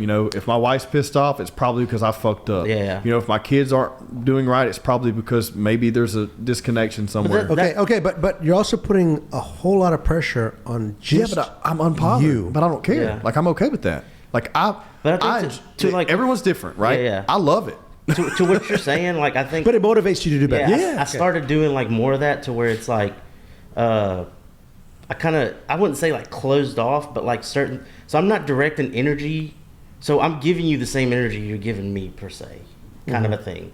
I'm investing more of my time into the relationships that matter, who are reciprocating that 100%. You know what I'm saying? Yeah, and it's I think at times I was too worried about outside stuff or other stuff for other people. Yeah. And I think that's when when you're worrying about that shit, it was getting me in a spot to where it's now it's my business, of course my family, my businesses, putting energy into things that directly. Yeah. Well, the good thing about Vyvanse is I didn't give a shit what anybody else thought. Yeah. Is I was this is what I'm going to do, and this is my goal, and this is how I'm going to achieve it. That's where I'm at. Which makes me think, how does a person just get to wake up every day and be able to do that? Some people do, man. That's my whole life. That's what blows my mind. I'll tell you this. So God bless you for it. But here's the thing. Regardless of what anyone thinks, healthy diet, enough sleep. No tequila? I still drink tequila from time to time. Someone to talk to. Peace. No, peace. You're very right. Dude. Peace. You have to have peace. You have to have peace and say, this is my life. I enjoy it. I'm this one. Yeah. I think all those things. I don't know, man. I just don't I monitor everything I put inside of me, whether it's information, food, people's fucking drama. You know what I mean? Like everything that comes in. Here's one thing people don't want to. No one wants to fucking take accountability for anything. If you monitor every piece of information or product or everything that comes into your life, if you were monitor that and control it, you are inevitably in control of the outcome of how you feel. Yeah. But most people don't want to take. They don't want to take responsibility for their whatever, whether it be like they want circumstance, their trauma, they want circumstance or whatever. They don't want to sit down and deal with it. But if you sit down and deal with it and say, I'm responsible for how I feel, and I can change these things that come in, whether it, like I said, whatever it is, then you can change the outcome. But if you will not sit down and take responsibility for the food you're eating, the crowd you're hanging around, the substance you're abusing, the things you're not doing, the things you're doing too much of, you know what I mean? Yeah. Well, and this is why I now I associate with very few people. You are like, and forgive me for saying, you're like one of my best friends. Because Cheers, sir. Y'all are both my best friends. because and you are too. But because I choose, when you tell me I've got something going on, I've got a thing, I'm going to make sure I can do everything I can to be there because you're important to me. Because spending time with you reciprocates to me happiness. When Megan had her birthday party. Yeah. Okay. I went to your house. Yeah. We had a great time. I had a wonderful time. We had a great time. You know, I had a great time. I met Watkins. What's his name? Trip. I met he Trip. Actually just texted me a second ago. Yeah. I met Trip. I had a great opportunity to time. And so, as the older I get, the more I am very selective about who I'm going to spend my time with. But when you tell me, hey, I'm having this, I'm gonna do everything I can to be there because I love spending time with you. When you say, hey, I'm gonna do this, I want to do everything I can to be there to help support you. I had a thing on Wednesday, so I couldn't be there. But it's like those are the things that I prioritize in my life. But I think, like I was telling you, like I'm going through that. I feel where like I said, with like matching energies. Like I feel like a lot of times I was investing more in like people or things that you were getting back than I was getting back, and it was. I think that puts you in a tailspin. I like you saying matching energies versus because if you get in a headspace of saying I'm not going to put it in because they're not going to return it, it almost will backfire on you. But more like I'm going to align myself with people who have the same values. Is a better headspace because I was in the other headspace you're talking about where I'm not going to give them I'm not going to give that because they're not going to give as much back. But that the same people that align with your values and stuff. They just may have a hiccup one day, so you got to be careful. But I do think if you know that your values align, this is not only beneficial for me, but I'm beneficial for them. It's a cohesive. And I think I also had to make peace with it. Like you say matching energies. It doesn't mean that like you could have a friend, and it doesn't mean that you don't like love them to death and that they're an amazing person. But they're focused on other things, or their focus might not be what you want it to be. To the give and take or whatever per se, and I had to learn like that's okay. Well, you can't be. It's an insecure thing. When we were growing up, it's like, well, I don't want that person to hate me because I didn't want to hang out with them that day. Right. You can't be that way anymore. We all have lives, and we have to say, okay, you're important to me. I love you, but at the same time, this is not a good time for me to do these things, or I may not agree with you or whatever. You know? And I'm not gonna lie, dude. I used to like it, and it's been the weirdest change for me as of late. I used to get so much FOMO about shit. Like if a group of friends was doing something where I felt like I need to fucking go, like I need to be there. And now, like I don't know what happened, like in this whatever's going on, where it's like now it's like. I look at Leanne and I'm like, I don't want to fucking go. Like, I'd rather just sit at the house with you all. Like, I don't want to do this, I've gotten the same way. I can see that now. And I used to fuck with him about it. But now I understand. I get it, man. Because I'd be like, what are you doing? Are you being lame? But we were partying, but it was just like maybe one thing that was going on that he couldn't make, whatever. Right. But I mean, and luckily, and I will say this about me, and I don't know if it was my ADHD or what, but I never had that. I never had the FOMO. And it was always like, you know what? I'm going to do me. You do you. And we'll meet somewhere in the middle. Right. And throughout my lifetime, it's always been a good thing. I've never felt like when you look at people, a lot of times people will fall into a category of a follower or a leader. And you hope your children are leaders. Some of them are going to be followers. And you just hope that you can tell them, look, if you're going to follow somebody like this. Don't follow somebody like that. Because I have seen in people that I've known, I've noticed that when they hang out with a certain group of people, they're one way. But when they hang out with another group of people, they're another way. And I'm like, you need to keep hanging out with this group of people because they really encourage you. Yeah. They are enthusiastic about you. You see that a lot with kids growing up. Yep. You can You probably do.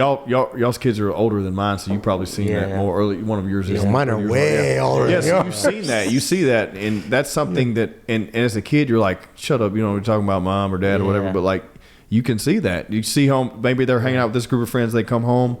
They're a certain way. They go out the next weekend. They're with another people, and you're like, "Damn, I wish they'd hang out with that group of people more." Yeah. You know, I could see where that would happen. And you know what was bad with me is my dad never allowed me to have friends at my house. It was like, no, you can't have friends at your house. You can't have this. And so growing up throughout my lifetime, I was never allowed to have anybody at my house. And unfortunately, I took that into my adulthood.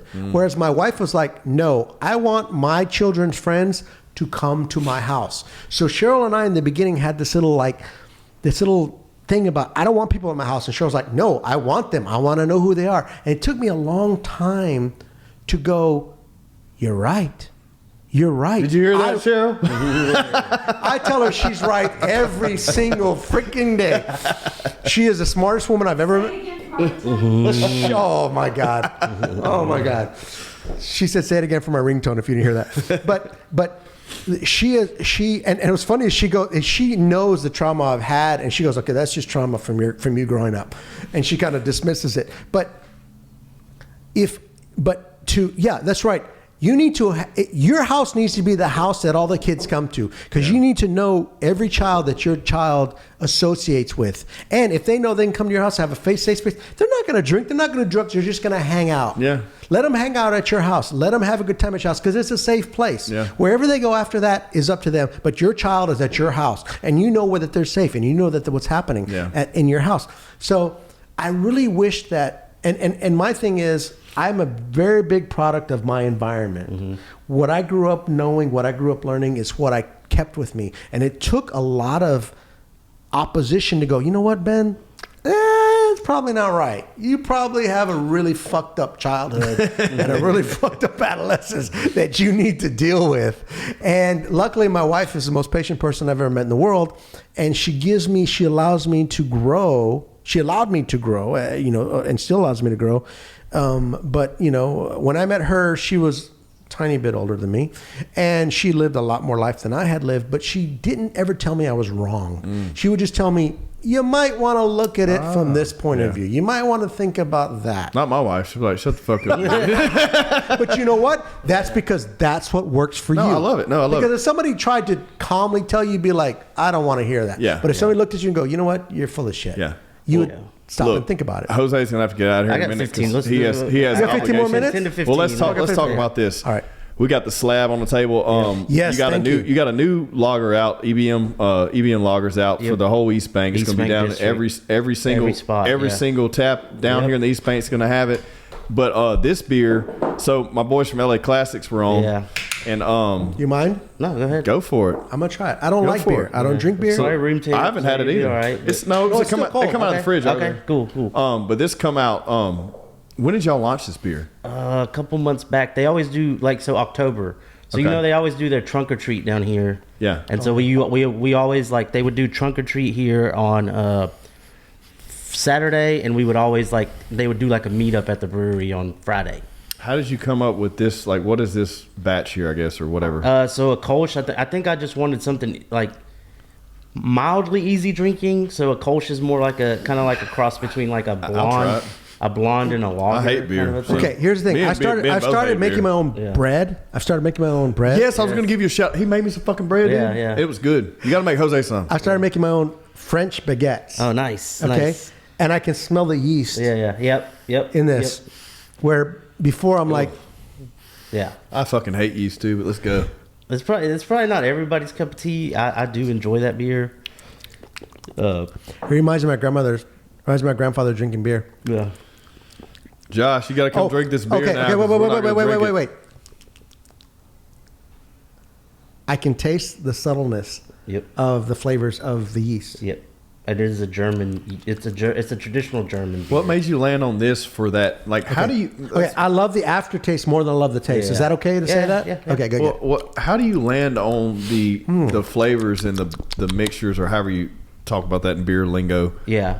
No, I mean, correlating to the brands. Yeah, I think it just depends. I think. Did they have any input in this? Like, no, I kind of just You just hit. said, I hey, hit Chris up and I said, "Hey, man, I think we should do a Kolsch because it's like, it is. It's not exactly like a lager. Like it's not like EBM is a pretty easy. It's drinker. light, yeah. Yeah, and this is like a little bit more, I guess, a step above that. Mm-hmm. But it's still, I think, like palatable, I should say, to the average beer drinker. So I think that's kind of why we landed on that style. And then I don't know. I always wanted to do something with those guys. I like the Cheech and Chong lowriders you got. Yeah, That's pretty good. So, that's their car. So that's Yeah. you have. So this is Chris Ryan's.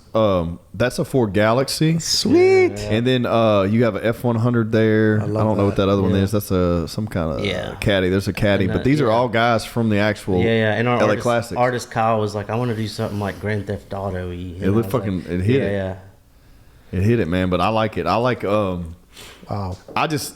Chris brought that. He's like, I got some desk art for you. I was like, fuck yeah. 'Cause that show will come out before this one does. No, they're cool dudes, man. But And the thing is, I love flavor more than anything else. Yeah. Okay. So if this is all I drink is just this much of it, but I enjoy the flavor, that's acceptable. Right. Correct. Yeah. Because all I like is because honestly, if I want to get drunk, I'm drinking tequila. I don't fucking like it. Because it's But got but the right. I It's got the right. appreciate it. Yeah. It's got the right ingredients for me to get where I want to go. Yeah. But if I'm going for flavor, if I can sip this over 2 or 3 hours, Yeah. I like it because I can taste. Yeah. And like I all said, of dude, the like when different it comes to things. beer, like I know that there's certain people that are not beer drinkers, and I am not offended by it one bit. If it's not your cup of tea, it's not your cup of tea. I mean, there's stuff I don't like. You know but the thing is, I used to drink the fuck out of beer, dude. Everybody but did. I think it's just because we were young. Yeah, and that's yeah. the cheapest you thing would we just could drink get. whatever the fuck you could. But get. here's the thing. I don't know if you saw that because you commented on it. I was fucking Yeah, in Florida yeah, on vacation with my wife, saw bro. that. And all they had on the boat was wine or Budweiser. And I said, fuck it. And dude, I had 3 of them bitches. I was feeling great. Yeah. But I guess when in Rome, Yeah. I wasn't mad about it. I didn't Sometimes the feel bad environment after, just you know? kind of like motivates. I you loved to- it though. Yeah. And I was so surprised. And when you Yeah. said something, I started laughing. I was like, Jose done called me out, bro. Yeah. So I got a story I got to tell you guys before we cut out because I told Cheryl I was going to talk about this on the podcast. Okay. All right. The Police, the band The Police. Okay. Okay. Their drummer is Stuart Copeland, who I idolized since I was very, very young. When I met Cheryl in Hawaii, I was working for JN Lamborghini. I was working for a Lamborghini dealership, and we were taking some cars out to a polo match. And I took a Lamborghini Countach, and I took her with me, and we went out to this polo match. One of the polo players was Stuart Copeland, who was the drummer for The Police, Okay. who was like one of my idols. Okay. And I told Cheryl this the other day, and she's like, oh my God. So I did not fanboy out on Stuart Copeland.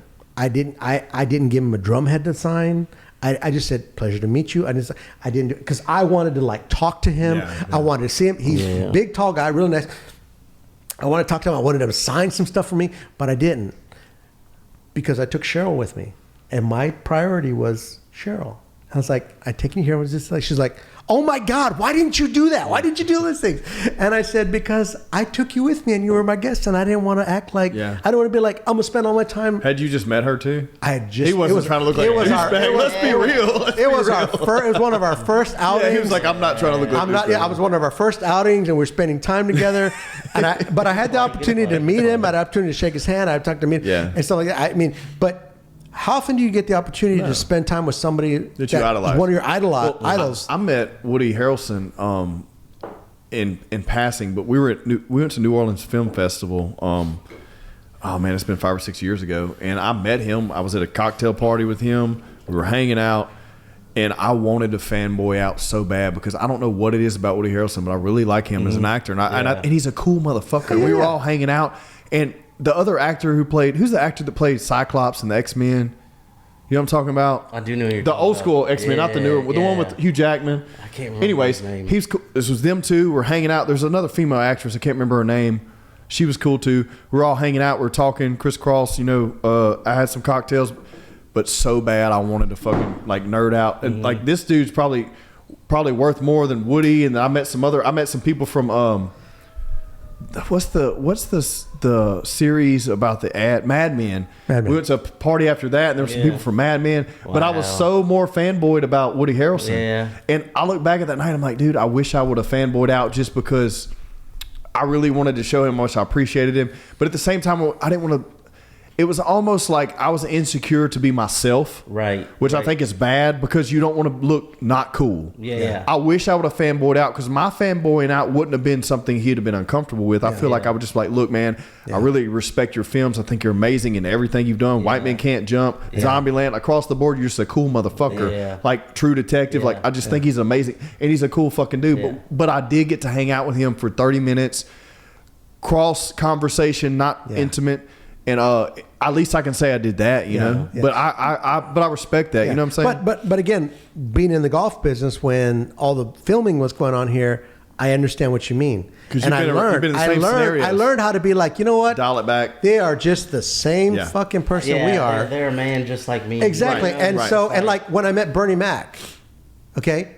And when I met Cedric the Entertainer, we were talking on the phone about, I told him how to get to one of the golf courses. I'm like, and then after 3.2 miles, you go, after 3.2, you know, and they're just everyday people. They just have a camera in front of them, right? You know, no, I get it. So when you learn that you can just be, but here's a normal the thing. person around them, people may think that about us, but just because we're doing this. Hey, my mom's gone, so she don't listen to this anymore. But no, that's your one viewer is gone. But no, I've noticed that about doing these type of things is people put you on a pedestal because we're doing things that make people uncomfortable. Right. Like we're having open conversation. Yep.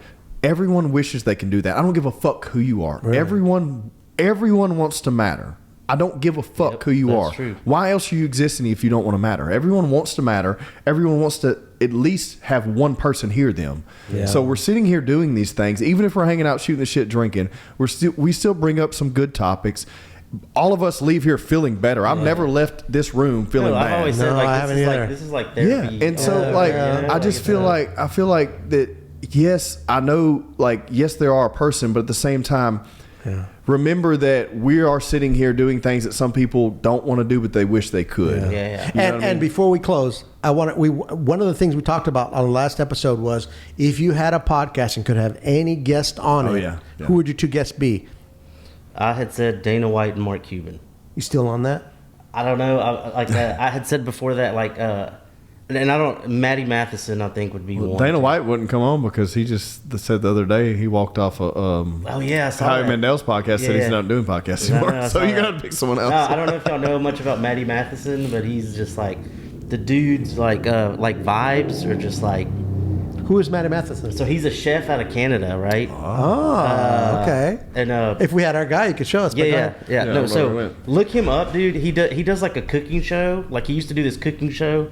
And I've been following him for fucking years, man. Matty Matheson. Okay. And he's just like this tatted up dude, like big old dude. But he's in there doing these cooking shows, and it's like it reminds me of like if one of us was cooking, and he's just like a little bit of this shit, like there's no measurement. Yeah, he's like I don't know how much I put in, and he does this like amazing stuff, and but also he like recently he kind of blew up a lot more to like. Not like his usual fans because he's like the guy behind The Bear, right? That show. Oh, okay. Have you seen it yet? Yeah. No, I haven't. Dude, it's fucking amazing. So I need to watch it. Dude you watch it. Yeah. The big dude, that's Matty. The fucking dude that's just hanging out with like the dude that works on everything. Yeah, with like the TS. He's a chef. Yeah. What? He's a fucking world class chef. What? Yeah. Dude, you have to, Cheryl, we're watching The Bear tonight. You have to watch. There's 2 seasons. Yeah. We're watching one season this weekend. Yeah. Okay, we'll watch it. It's so good. I've wanted to watch it. Have you ever seen Shameless? No. You got to watch that show too. No, yeah. Watch The Bear first. Well, look, I forget what his show's called, but it's on YouTube, and it used to be on Vice.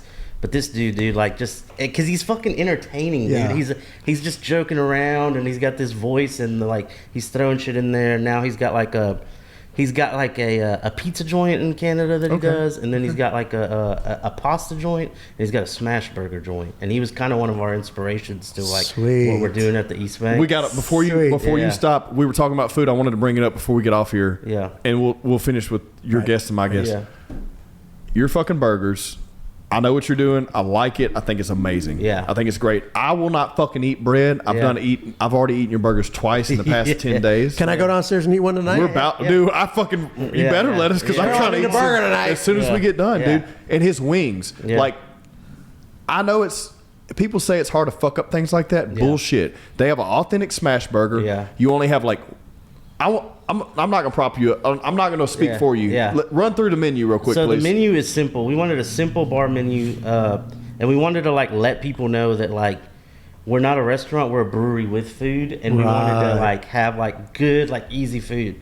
But like dude, like our smash burger, like we literally sat there and we like I love dude, that. we went I through love the, that. We went through the fucking ringer with it. Whether it was Yes. like the type of bread we used, we went through like 3 different types of bread. Yes. The way we smash our burgers, like we fucking like literally me and Colby like one night like we were texting back and forth till like 3 a.m.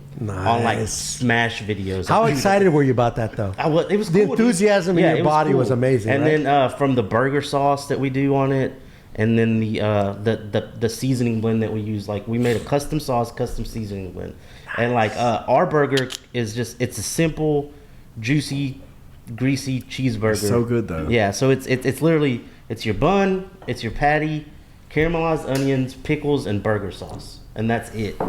Now some people are like editing it, or they're messing with it. You can't take stuff off. Yeah. They're doing that? I thought y'all weren't gonna do that. We weren't gonna do that, but you got to have some flexibility with people.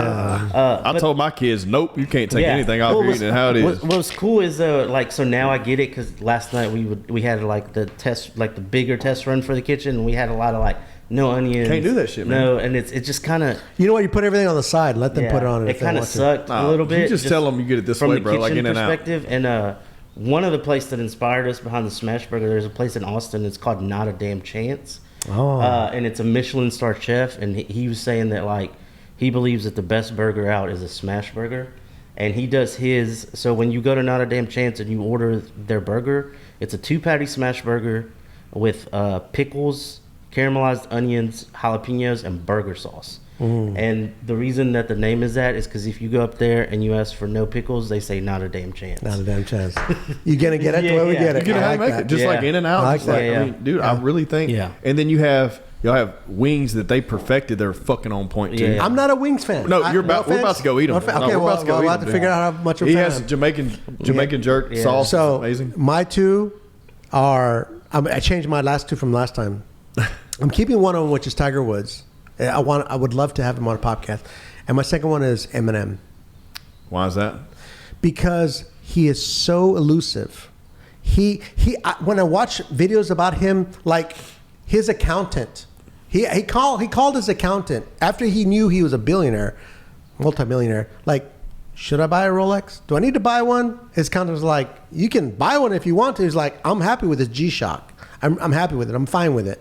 He's like, well, if you want to buy one, you can afford one. And he's so disconnected from his fame and from his notoriety that he just wants to be and obviously, yeah, you've done all this, you can't be a regular guy. But I would love to talk to him about how do you balance your everyday life knowing how much you've influenced a generation of people, how much you've been able to achieve, but still want to stand up, be like, look, I'm not about that. When you ever hear about him, you don't. He never goes out there. He never does anything. He never promotes.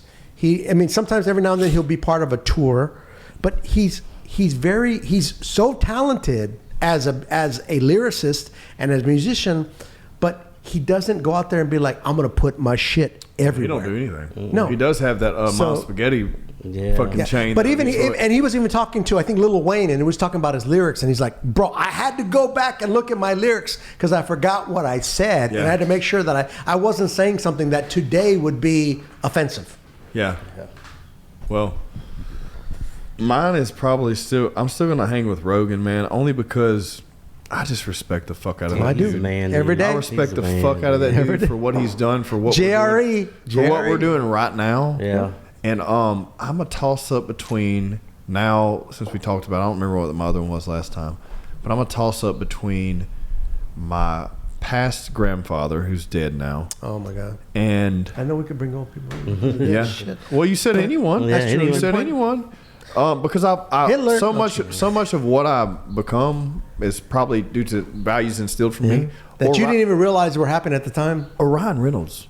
That motherfucker. Yeah. I know, right? That motherfucker, man. Yeah. That motherfucker's never done anything He's wrong. so under the radar, but Yeah. so Motherfucker, man. has so much influence. Yeah, so those are my 2 or 3. Nice, yeah. love it. All right. Let's wrap this Well, I thing. know you gotta get back Jose's to got a your- business run gotta go to downstairs. work. Salud. I love you Cheers. guys. Cheers, Thank you guys. so much. Until next time. All right.